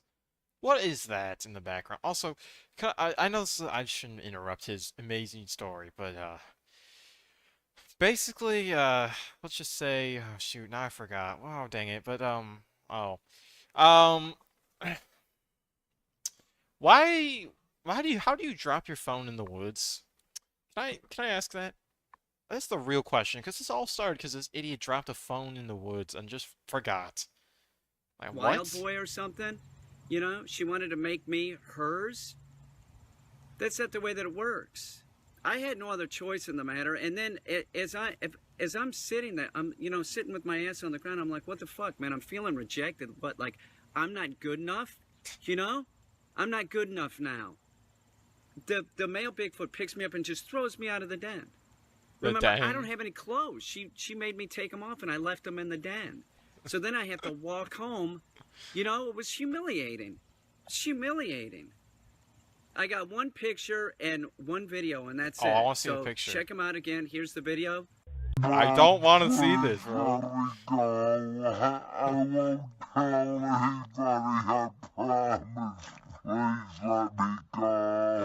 And here's the picture.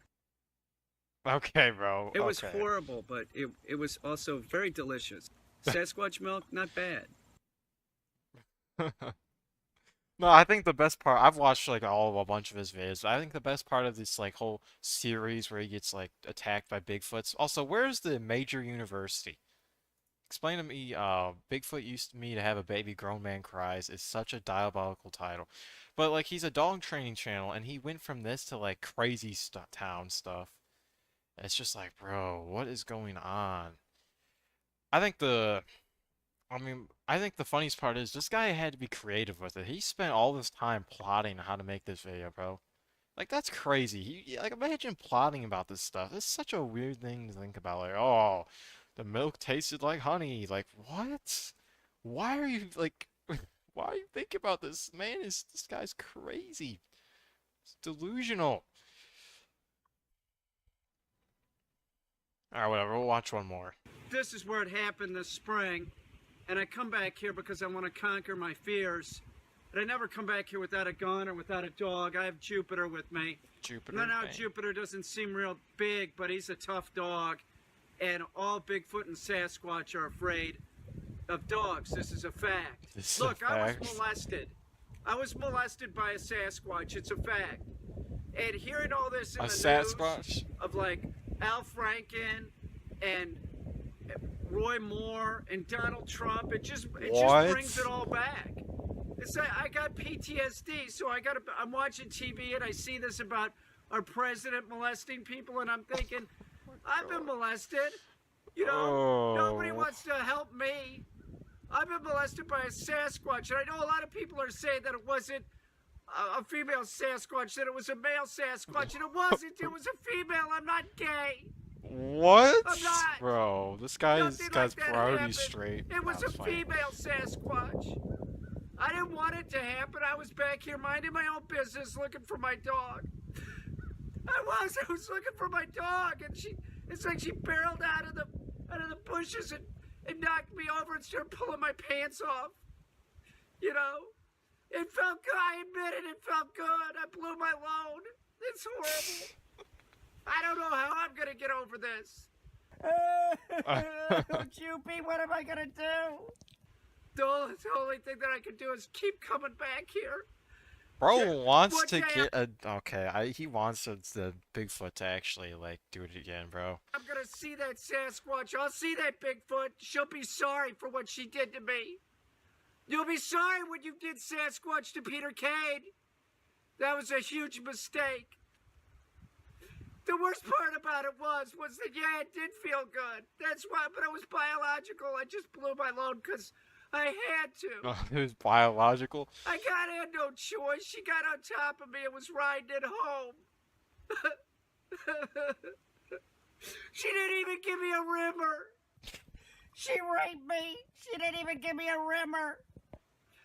She didn't even give me a rimmer. She just fucking used me for my sperm. I know she's got my baby out there in the woods. If I find her and she's got my baby, Bigfoot I'm baby, taking that's my crazy. baby. That's crazy. I'll raise that cub.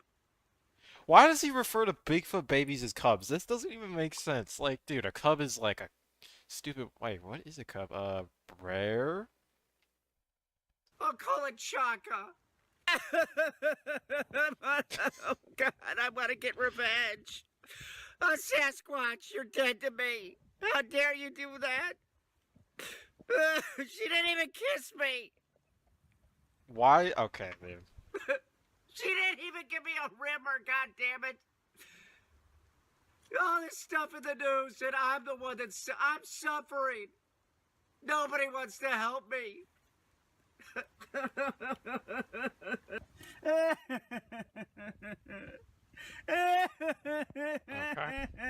Nobody even wants to give on my Patreon account. I didn't even get a ripper. Bro. Oh, Joopy, what am I gonna do? This is so Here's the weird. tree that she knocked out after she had sex with me. Oh my It was god. like she stood up and knocked it down. She was so excited because I was so good. I was great. Well, I I'm want to see this tree. sure. That's the tree that Yeah, how much do you want to bet? By the way, this guy fantasized about a Bigfoot having had fun with him because he saw a tree knocked down and he thought, how am I going to incorporate this into a video? she knocked out. See, that's proof this really fucking happened. Oh, that's undeniable proof. Yeah, I mean, I'd recommend checking out the whole series. He's got a... Oh, there's a video. Might have to watch that. I mean, he's got a whole series. Let's see what his most popular videos. The dog Well, looks on a honey ashamed trip, my of the owner. I mean, I think the funniest part is this guy. Okay, what? What is going on with Bigfoot cooks? Here we have one Bigfoot hand and arm. What? And I'm gonna cook it, and I'm gonna eat it, and I'm gonna give it to the whole neighborhood. This Bigfoot really made a mistake when he came onto my land. Yum, yum. What? Okay. Oh, my recommended's gonna get ruined. Okay, I probably should stop. What?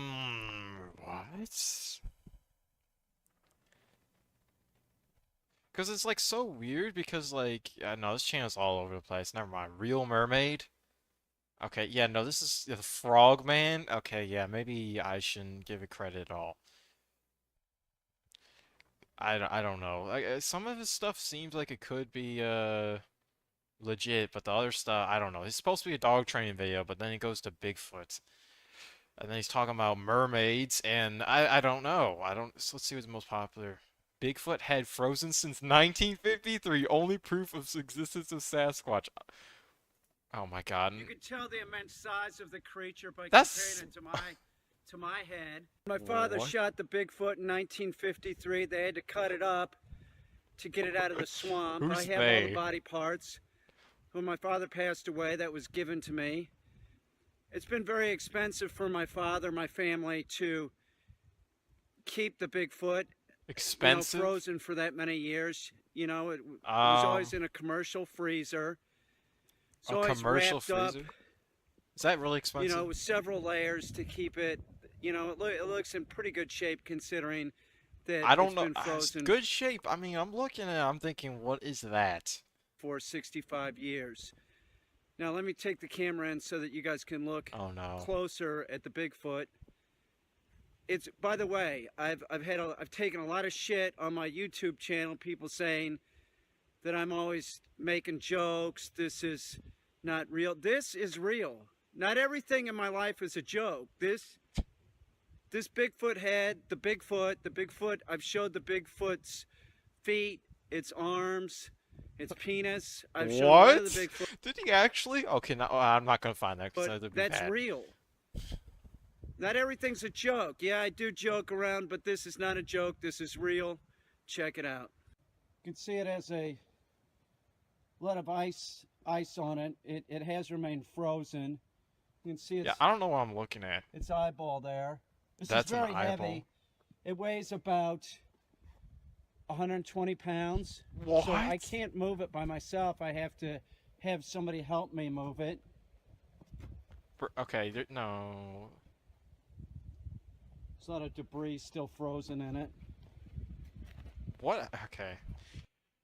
This guy takes the joke of Bigfoot way too far, but I think the funny part is like, it's like semi-real. I don't know. I don't know what to think. No, I know what to think. I know this is fake. If honestly, the worst part is this is probably the best footage I've seen of any proof of Bigfoot ever from this channel. Like, this is the closest to real proof that he exists, and it's a joke. Like, that's how unbelievable this whole Bigfoot thing is. I have somebody here to help me move it. Okay. So that we can see the other side.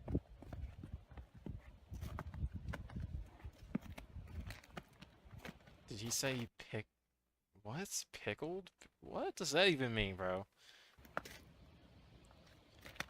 Oh, wow, it's a mighty beast.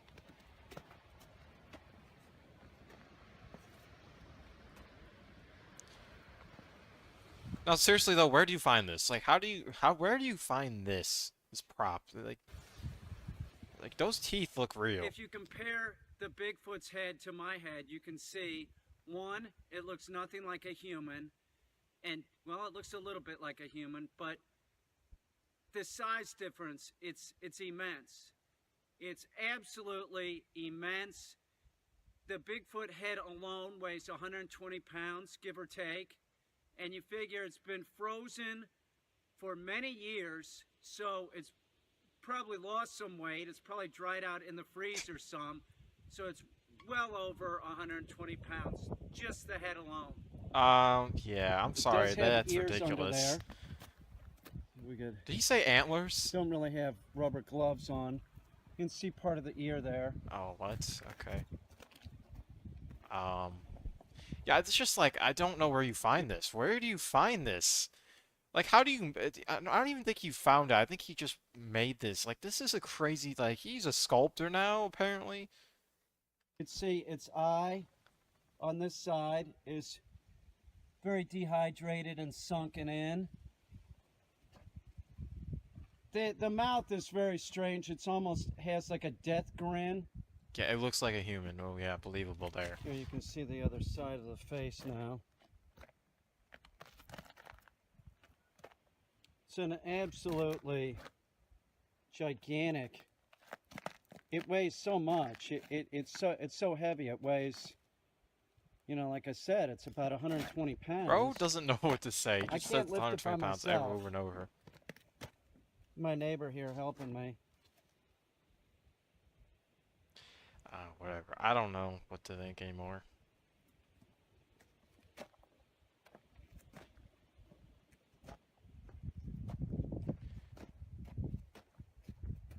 What's the quality of this video, by the way?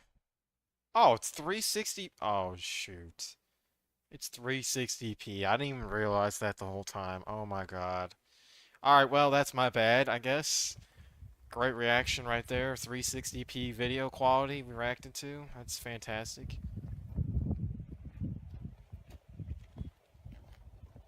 I mean, to be honest, it looks the exact same in 1080p, so what's the difference? Really fucking strange. Get a close-up of its eyeball. Oh, alright, get out of here. Just, I don't want to see that. Stop. Bigfoot has always been part of my family. What?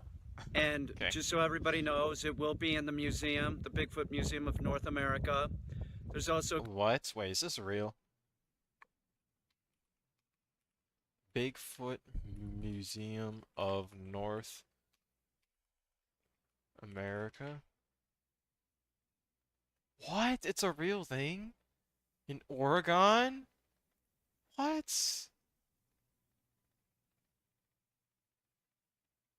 No way. What? It's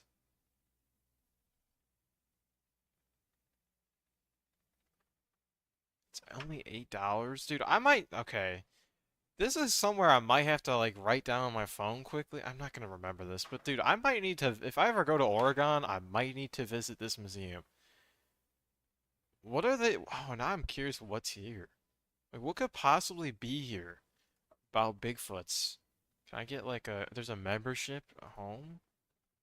Okay, so if you live, here, I guess, Can it, like, where's that? Wherever this is, have fun. There's looks like no civilization around. So that's more proof that it's real. Bigfoot's real, because, you know, there's no people around to help tell you about it. Alright, whatever.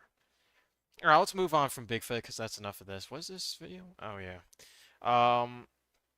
To this. Alright, I don't know if I want to watch this. If I don't like this video, I'm just gonna have another video planned. Don't tell me to organize tabs. They're organized in my liking.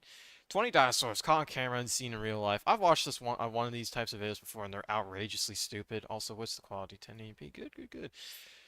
But some of them are trash. So I shouldn't say some. They're technically all trash because dinosaurs aren't real. But maybe I'll be convinced that they are real in the real life currently.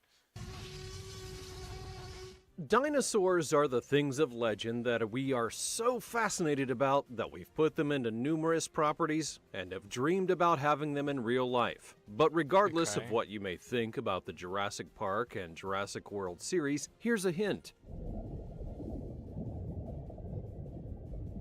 Some of them were really bad, and they had a huge impact on pop culture. Alright, I forgot, by the way, I just saw footage of dragon. Does anyone believe dragons are real? Because I have a theory they might be real. Okay. Are dragons real? I know this is a dumb question. And probably AI is going to pop up yet. No, dragons are not real. They exist. However, there are some real-world animals that are called dragons. Okay, yeah. So, Komodo dragons, of course. Were dragons ever real? Now I got... whatever. Exist in real? Yes and no. Did flying dragons exist? The late creature Quetzalcoatlus northopodia. Okay, now I'm not reading all that. Okay, so basically a species of bird was supposedly the closest thing to a dragon, which is, you know, believable, so whatever. Plus, when you throw in all the sci-fi fantasy series that picture them having still existed in the modern world, well, you just have to wonder what it would be like to have them here. The sad irony is that for some people, they do actually believe that they exist in our world today. And with that in mind, here now are 20 dinosaurs caught on camera and seen in real life. Ridiculous. Allegedly. I'm glad he had allegedly. What is this?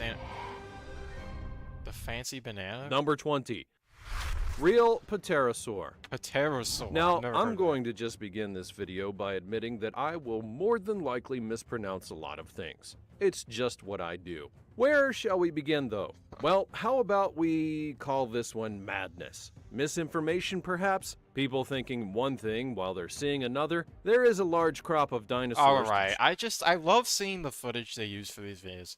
This is the lowest quality render of, well, no, it could be worse, but this is very low quality. It's like so obviously CGI that it's like, why even bother? I don't care when this was made. Maybe CGI wasn't really good back then. Don't make this. It looks stupid. Choose from on this matter, so we could go in a lot of different directions, but we'll begin with this one. I mean, to be honest, it kind of does look like a dinosaur, but I don't know what to think. Plenty of flying dinosaurs, and we'll begin with the pterosaur. Many people would refer to them as pterodactyls, but technically those are a different thing, and it is complicated. Here's a joke for you, though. Why don't you hear a pterodactyl going to the bathroom? Because their pee is silent. Are you serious, bro? Get out of here, bro. The video in question that I'm showing you comes from Idaho, where someone allegedly filmed a pterosaur high in the air, flapping its wings and going across the sky. Thankfully, a lot of people realized that it was not a dinosaur for a lot of reasons. First, I'm sorry to say that they're all extinct. Secondly, that reason is very basic. If you look at the flapping of the so-called dinosaur, you'll notice it's a bit too stiff and rigid. While it is impossible... Okay, bro. Okay, so we're the flapping police. Like, seriously? I didn't notice that. Possible to know exactly how they flapped with them being gone for so long. The way that it's done here is a bit too basic, if that makes sense. Like, it's done just enough to make people think that it's really flapping when it's actually not doing enough.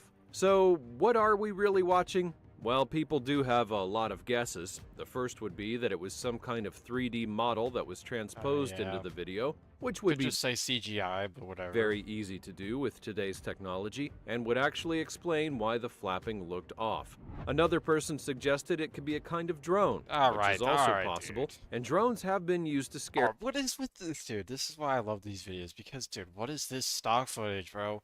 It's so scary. Drones are so scary that I have to do this. Like, no. People in the past. And what better way to freak someone out than to make them think there's something from millions of years ago alive and in the present today.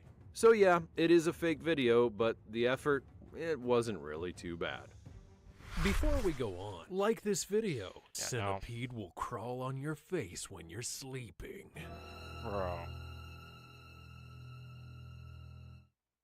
Now it's time for the fancy topic. The fancy Take topic? a look at this picture. Allegedly, it's one of a Gigantosaurus, and it's on a road that someone... Okay. It just looks like... You know what this photo reminds me of? It reminds me of, like, claymation. Or it gives me that vibe. It looks like it would walk, and it would be like, you know, those, like, claymation animation kind of things, where it's very, like, obviously animated differently than we animate things now. I don't know. Just so happened to be on when it crossed. So, should we absolutely destroy this picture and note why it's fake? Well, good, because I'm going to. I really want to do that. We'll begin with the obvious. The picture is grainy as all heck. If they were in front of a car, which you honestly can't really tell in the shot, and a dinosaur was right in front of their dash cam, you would assume that it would easily have gotten a better visual than this. I mean, have you ever noticed that all the shocking photos and videos of shocking things that have been found are usually this kind of grainy quality? Yes, well, here's a hint. yes. That's intentional. Now let's talk about the second. Finally, someone actually points that out. Oh my god. What I've been trying to say. Every single footage or, you know, thing that captures UFOs, dinosaurs, extinct creatures, krakens, whatever you name it, the Bigfoots, Sasquatches, they're always grainy. They're never high quality. Big reason you can tell it's fake, and that would be its size. The Gigantosaurus was one of the biggest predators of the ancient era, and it would fill up this picture a heck of a lot more than it does now if it was real. And if you don't believe me, while it may be hard to determine the maximum size for a creature, fossil records would indicate they could be about 15 meters long and almost 6 meters tall. And when you look at the road that this dinosaur is on, it's barely stretching past that, and it proves that it's not a real dino of that species. And sure, you could argue that it wasn't fully grown, but that still would make it suspect for a lot of reasons. If a dinosaur of this size was roaming around the world, a lot of people would be panicking for all the right reasons. So let's just be glad it's not. As always, you can comment down below using the hashtag #FancyTopic and let me know your opinion in relation to what I just showed you on the screen. Alright, shut up. This one we can actually give credit to on certain things because it's not a faked video, and given What? the looks of things, you can It's see not why fake. people jump to prehistoric conclusions. No, okay, alright. Why would you ever jump to prehistoric conclusions?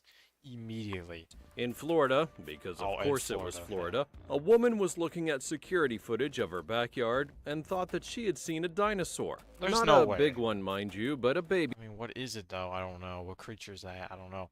But are you serious? Your first instinct is to think this is a dinosaur?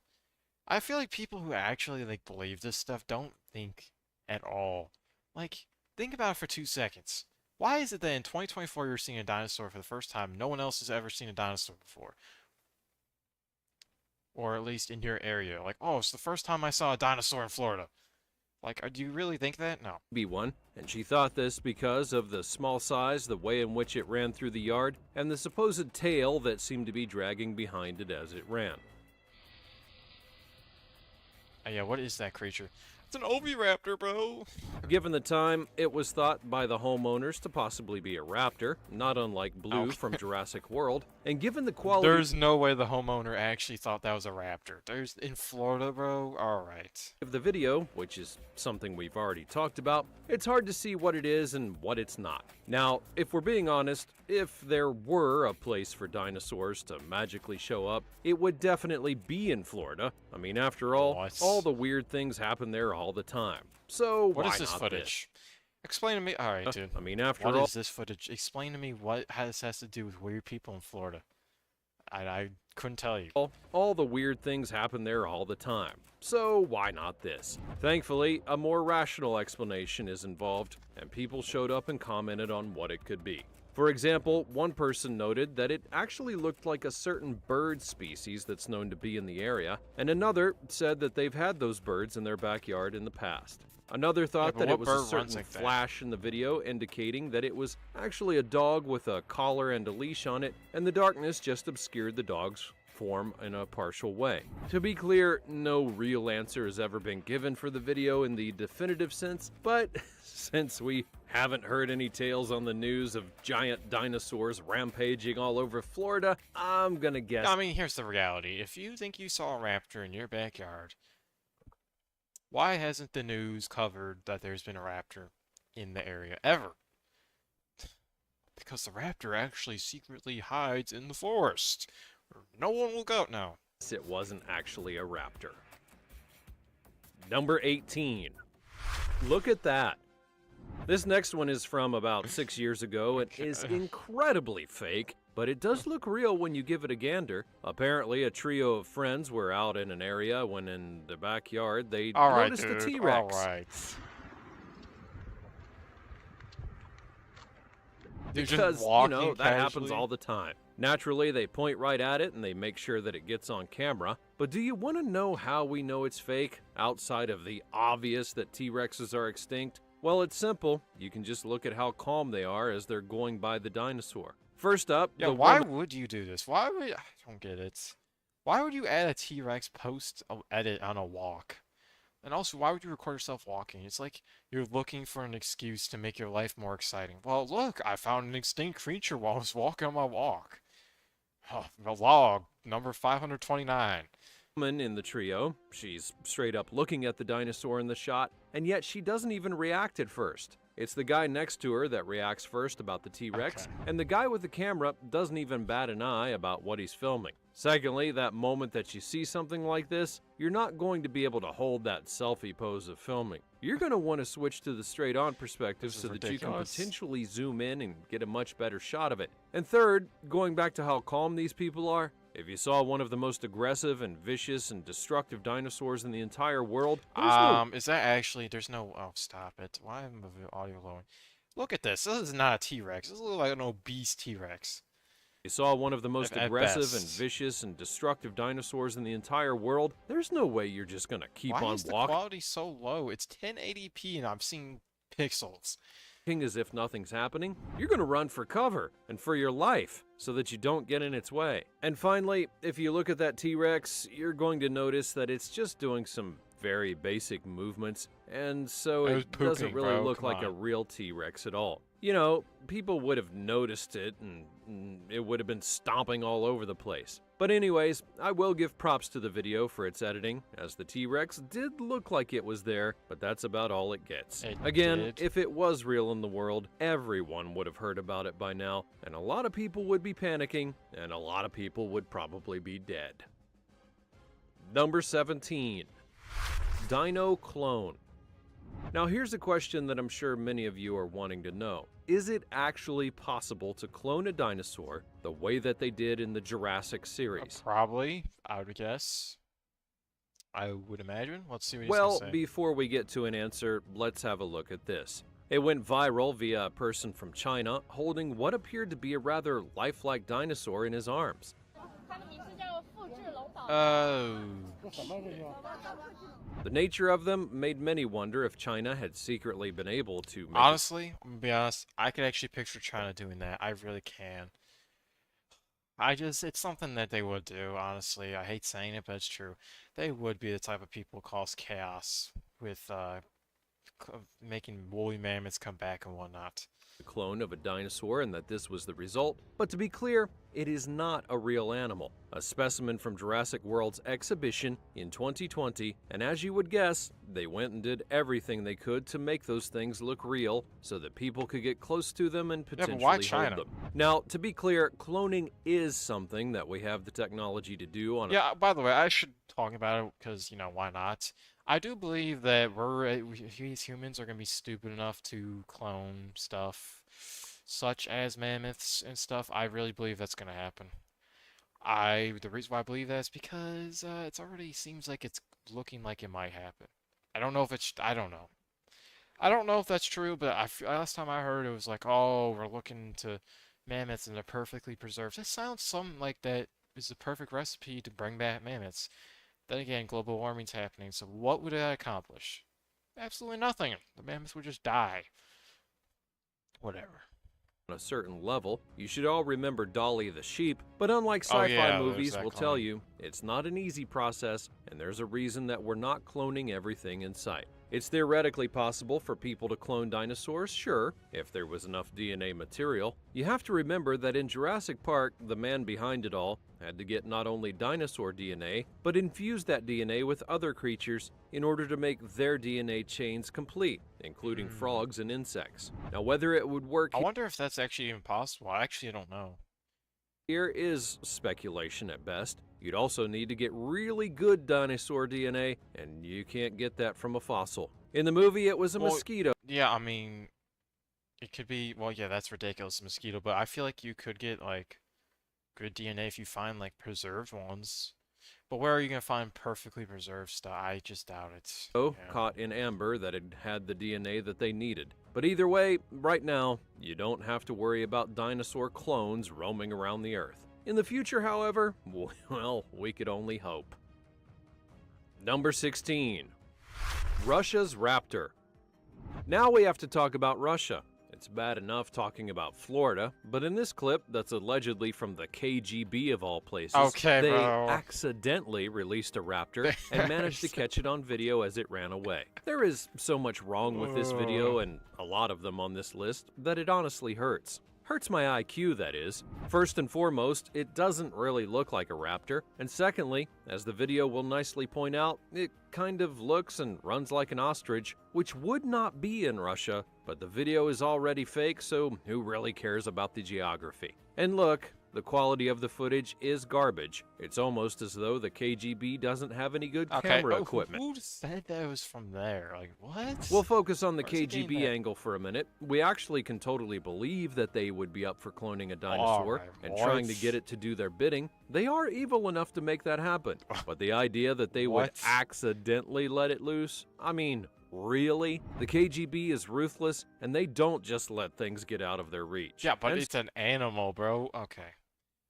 So that dinosaur, had it actually been real, would have been under lock and key for as long as they wanted, and it would have never escaped. So, nice try, Internet. Or actually, not a nice try. You could actually do better. Number 15. Living dinosaur. Now, how's this for a plot twist? This next video is not fake at all. It's actually 100% real, and I'm talking about a living dinosaur, in the abstract sense though. See you later, buddy. I got a hug. Because as many of you will likely know, not every creature from prehistoric eras were dinosaurs. Yeah. Many of them were ones that have descendants to this so you're day. telling me someone just took a picture of a random like shark or whatever that is and say it's a dinosaur? Like, really? And they're not anything like dinosaurs. One such creature is a fish. That's right, there were tons of fish in the ancient world, and one of them that survived to this day was the sturgeon. Fast forward to 2022, and a guy from Canada caught a massive sturgeon that was over 3 meters long and weighed a whole heck of a lot. The fishermen were stunned that they had caught one of this size, and I don't blame them for saying that. I mean, just look at how big the fish is. Thankfully, these were rather kind fishermen, so after tagging it, they then put it back into the river to let it live its life. Oh my god, there are imagine many selling that meat. Such living fossils money. in our world today. So, in the abstract sense, you could say that dinosaurs do still live among us, because there are still remnants of their time period in the world. Number 14. Mosasaurus. Okay. If you remember Jurassic World, you know, before everything went to hell, then that big giant dinosaur fish that came out of the water and entertained the crowd, that was a Mosasaurus, which was a real dinosaur of the ancient waters and was as big as advertised. And yes, it could totally eat a giant land dinosaur if it wanted. That was a really cool way to end the movie climax, don't you think? Anyways, naturally, ever since the creature was seen on film, people have been wondering if it could possibly live in our ocean. Just like people wonder if megalodons are still real. Get out of here. Today. We would know. That's all I'm going to say. We would know. On a certain level, that mystery is fair to ponder, because the depths of the ocean have not been fully charted by a long shot. And thus, theoretically, something like it could live down there. The problem is that people love posting videos like this and saying that this is definitive proof of such a possibility, when it's very obvious that it's not. There are numerous things that are wrong with the video, including how we're able to... see the creature, despite the depths that it would have likely been at in the ocean, or where this rig was filming at. But hey, if you think it's real, by all means, continue to believe that. Number 13. Dead dragon. Okay, bro. Alright, dude. There's people who believe... I almost want to believe dragons might have, like, not in the full sense, but in some sense were kind of real. Like, I think there's potentially dragon-looking creatures that could fly. Do I believe they could breathe fire? No. I don't think that's a characteristic. But because, you know, it's like, why would, I feel like, let's word it this way. I don't know why you'd make that up. Like, you see all these, well, I'd imagine there's probably lots of, like, tales and stuff that are told about these creatures. I don't know where the fire breathing came from, but I can imagine them being real. I don't think they're alive still. You do know that dragons are not actually dinosaurs, right? I mean, it's a completely different kind of creature. That dragon, no, that's not a dragon. Here. First off, dragons are said to have breathed fire in mythology. You know, you see that on, like, things like Game of Thrones. The good season's not the terrible one. Oh, but anyway, the video is ironically both fake and real at the same time. What's the video and in if you're question? confused, well, don't be. Because obviously we're saying that this so-called dragon is fake. Unlike dinosaurs, dragons never existed. The closest thing that you could say that we got to them were certain dinosaurs and the Komodo dragon, which is just a giant lizard.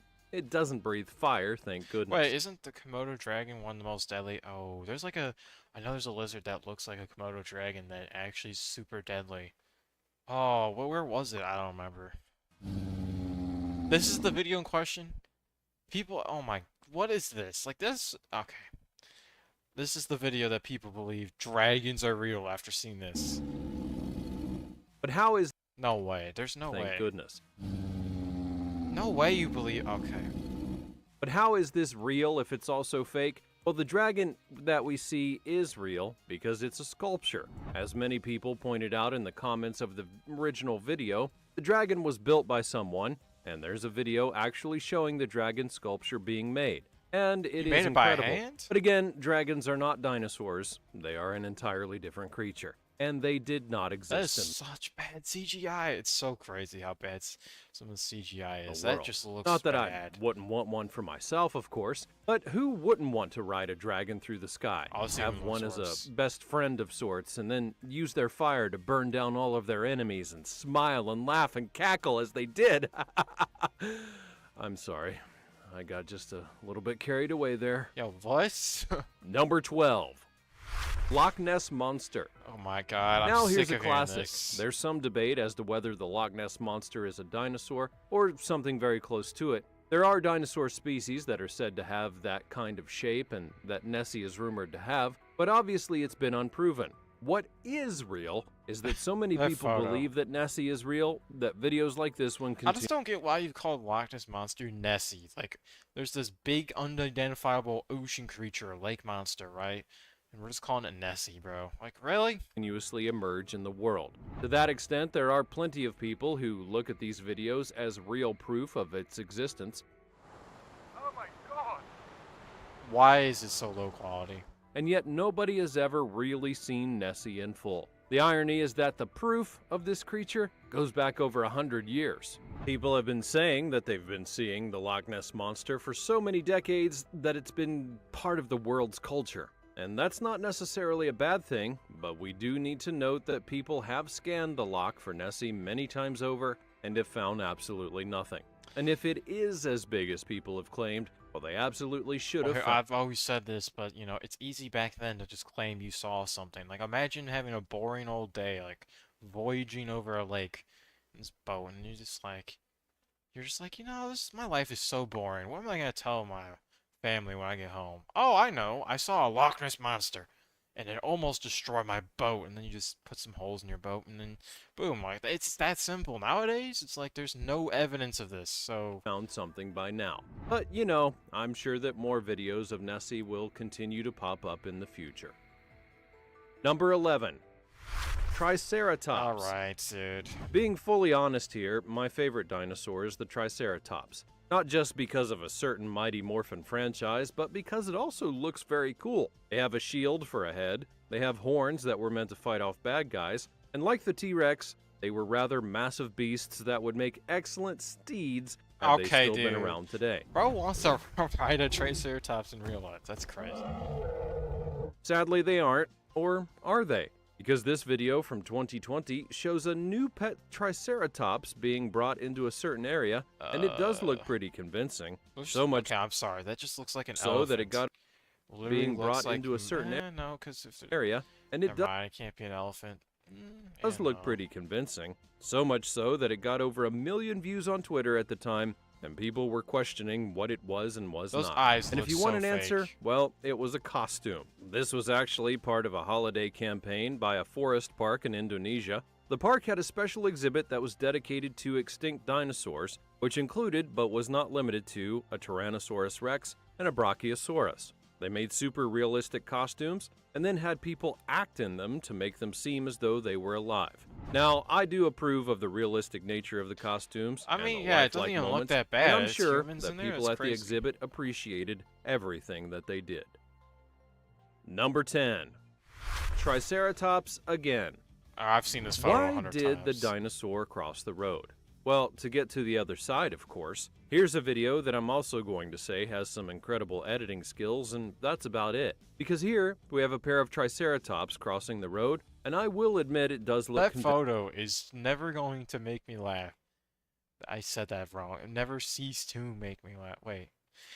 Whatever. I don't know. I'm just trying to say every time I see it, I laugh because it's just ridiculous of a photo. convincing from a certain level. Having it all set at night does help to manage the effect, and the dinosaurs do look realistic in how they move and the whole roar thing that they give off as the camera watches them. But obviously, they are not real. The texture of the creature looks really off, and obviously you're not going to find a pair What do of you... Okay, dude. This guy. The texture of the creature was really off. Like, how would you know? Are you, like, studying bones all the time? How do we... We don't even know what the creature looks like. We're talking about dinosaurs. You're talking about, oh, I know what the skin looks like. No, you don't. You're just a YouTuber, bro. These simply Plus, no one actually knows what the skin really looks like. walking down the road. But at least they picked a good one to fake it with. What? Number 9. Baryonyx. That's baryonyx, whatever. Okay, are people even trying to be realistic even more? I That's mean, the last video? video may have been fake, but there's very little doubt that it was composed in a nice way to make you think and feel as though it could have been real. In contrast, here we have a sighting of a Baryonyx, which was apparently shown in Jurassic World, and someone's trying to get footage of it, you know, all found footage style, complete with fully shaky camera. While I admire their dedication to the style, it does not take a genius to see that it is very fake, not only because of how the dinosaur looks, but because the person would be stupid enough to get that close to a dinosaur. Are we really underestimating people? There's enough people in the world. I mean, I think it'd be a fraction of like a percent, but there's probably a couple 100,000 bare minimum people in the world who would be willing to sacrifice their life just to take pictures of dinosaurs because they just have no idea what their life is worth. If that dinosaur had spotted them, he would have been toast, and with its senses, it totally would have done so, no matter how many times that he told himself to lie still. Number 8. A real Tyrannosaurus Rex. Okay, real? Again, people are not even trying to convince anyone anymore of something being real, because it certainly doesn't feel like it to me. If you look at this video, it was labeled that it was People actually thought this was a real T-Rex in real life, like a real dude, really? T-Rex being captured in HD. And first of all, what was that it was footage? labeled that it was a real T-Rex being What is this? captured in HD. What And first is that? of all, that's a very low bar for HD, given how dark the room is and how indistinct the T-Rex looks at times. And as for the other part that makes the video obviously fake, the people are right next to the T-Rex, which obviously means that it's animatronic. What and do you thus mean? is They're not taming it. actually real. They're actually it's like the one movie How to Train Your Dragon. They're training the they're training the T-Rex right now. No one knows about it. Look, if you're going to do a fake T-Rex video, just do it like the one that the trio had, far in the background, and edit it in a way that makes it look feasible to have actually existed. And don't do it like this. It's just plain lazy. Number 7. The catch. What? Here's one that's arguably on the opposite end of the scale from the last entry. Because once upon a time, a group of fishermen in Japan caught a creature in their nets that was so foreign to them, they didn't even know what it was. Yeah, what is but that? they didn't keep it because it smelled so bad. Now that may sound odd, but when it comes to sea creature smells, we believe them if they said that it stunk. The creature, as described, featured an elongated neck, 4 prominent red fins, and a 2-meter-long tail. Huh. Despite the cavity's absence of internal organs and the exposed intestines, which resulted in decomposition, the flesh and fat remained intact, facilitating the What? extraction of amino acids for further examination. When did this guy become a scientist? Seriously. I just got really scientific, and I have absolutely no idea what I just said. Alright, so we're just saying words. This is what I'm talking. This guy is literally ruining his credibility and everything for no reason. You could have just not said any of those words and just said, oh, I don't know. Like, you could have researched. I don't know. What are we doing? Anyways, was it a dinosaur? Well, nobody really knows. Results did not seem to be conclusive, nor were they given any samples the Japanese scientists had. That all being said, there are so-called living fossils in the water, so anything is possible. Living really. fossils? Number 6. Dinosaurs on the beach. That photo Now, is ridiculous. what would dinosaurs do on the beach? Well, who's to say that they wouldn't have some fun in the sun? Who's to say they wouldn't relish kicking up sand or getting soaked by the waves? And who's to say that they wouldn't sunbathe to work on their tan? Well, maybe that's the not last the one's a footage. little ridiculous, but this viral clip shows baby dinosaurs running along the beach. Are we stupid? Oh my god.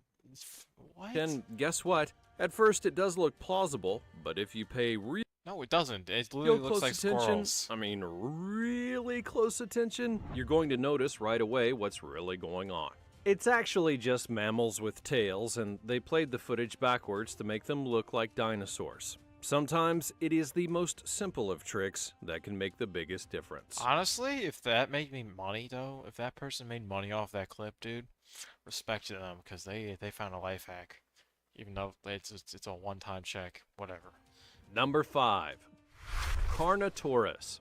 Alright, buddy. One of the things that the terrible third movie in the Jurassic World series enforced was that if dinosaurs did live among us, we'd have to get used to them being just about everywhere and then interacting with people on an everyday level.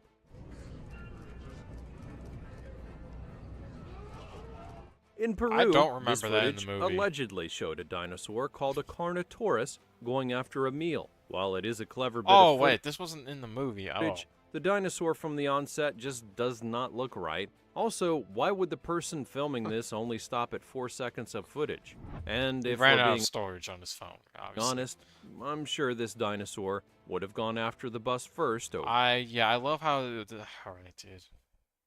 for the meal.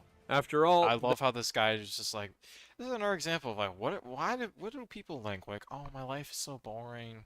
I'm gonna make it more interesting. Let me record outside the train and put a random Carnotaurus hunting down a llama or whatever that was, and then post it. Oh, now my life looks exciting. Look what I saw on the train. they would want dominion. I mean, seriously, that movie was so terrible. Number 4. Did you catch it?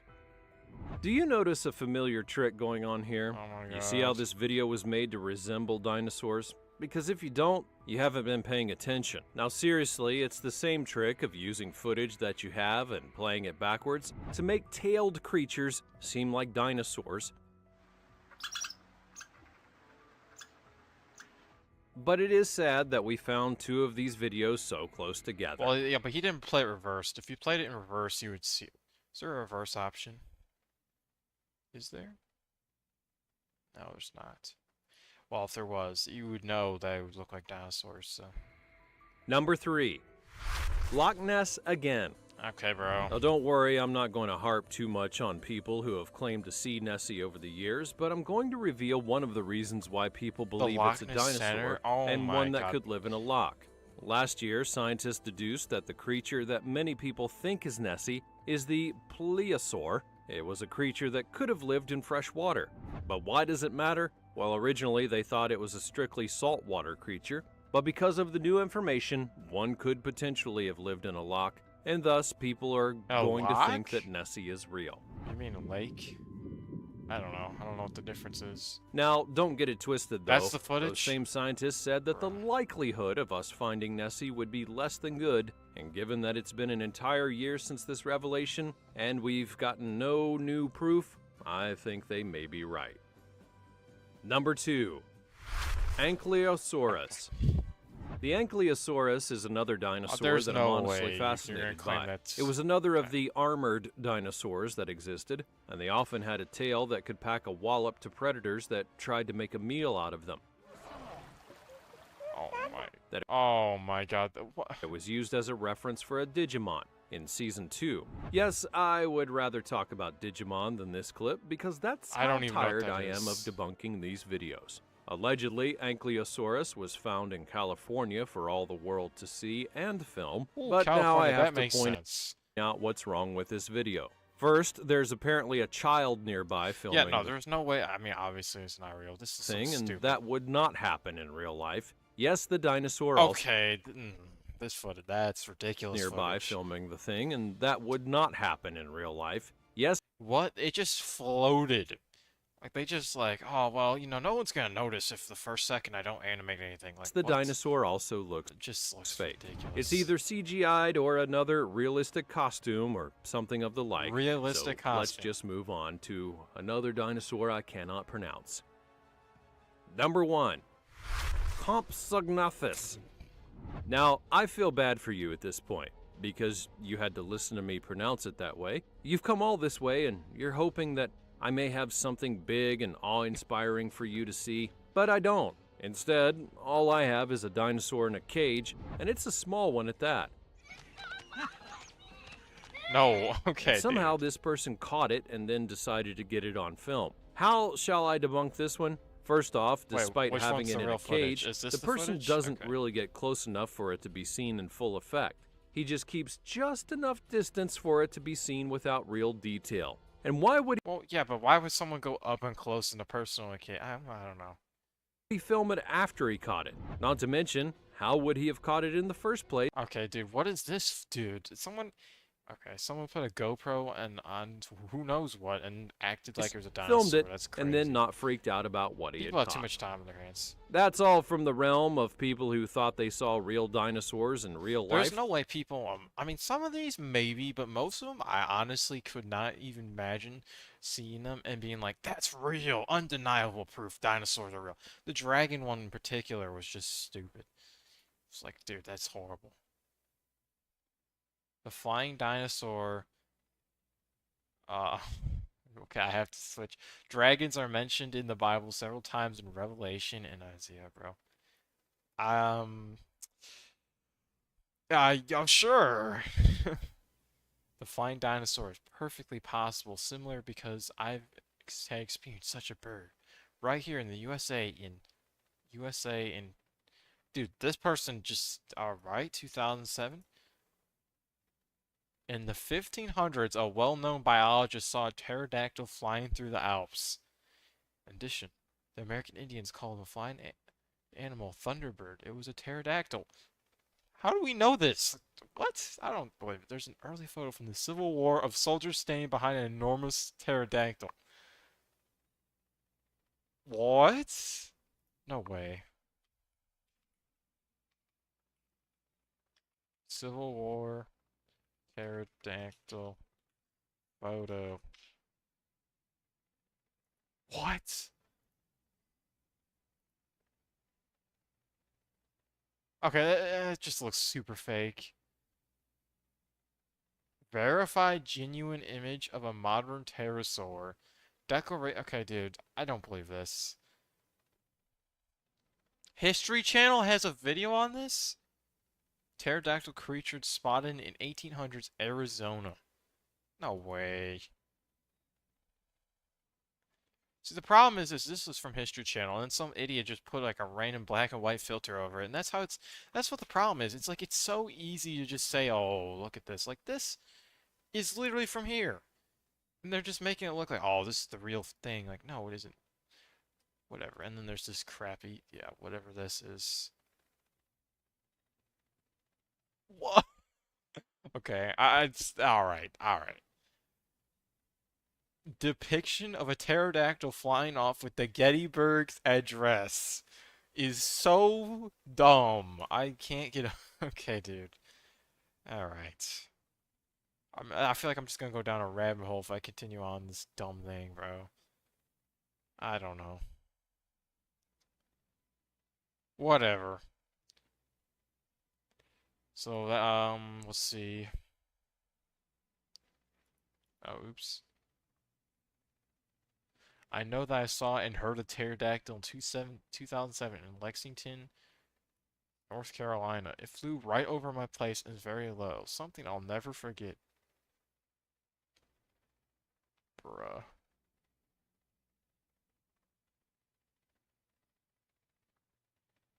Oh my god, this is diabolical. Yeah, these people are crazy. Bro.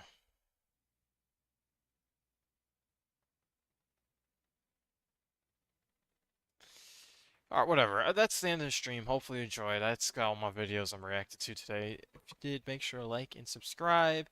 Thank you for watching. And without further ado, I'll go on, I guess. Whatever. Peace.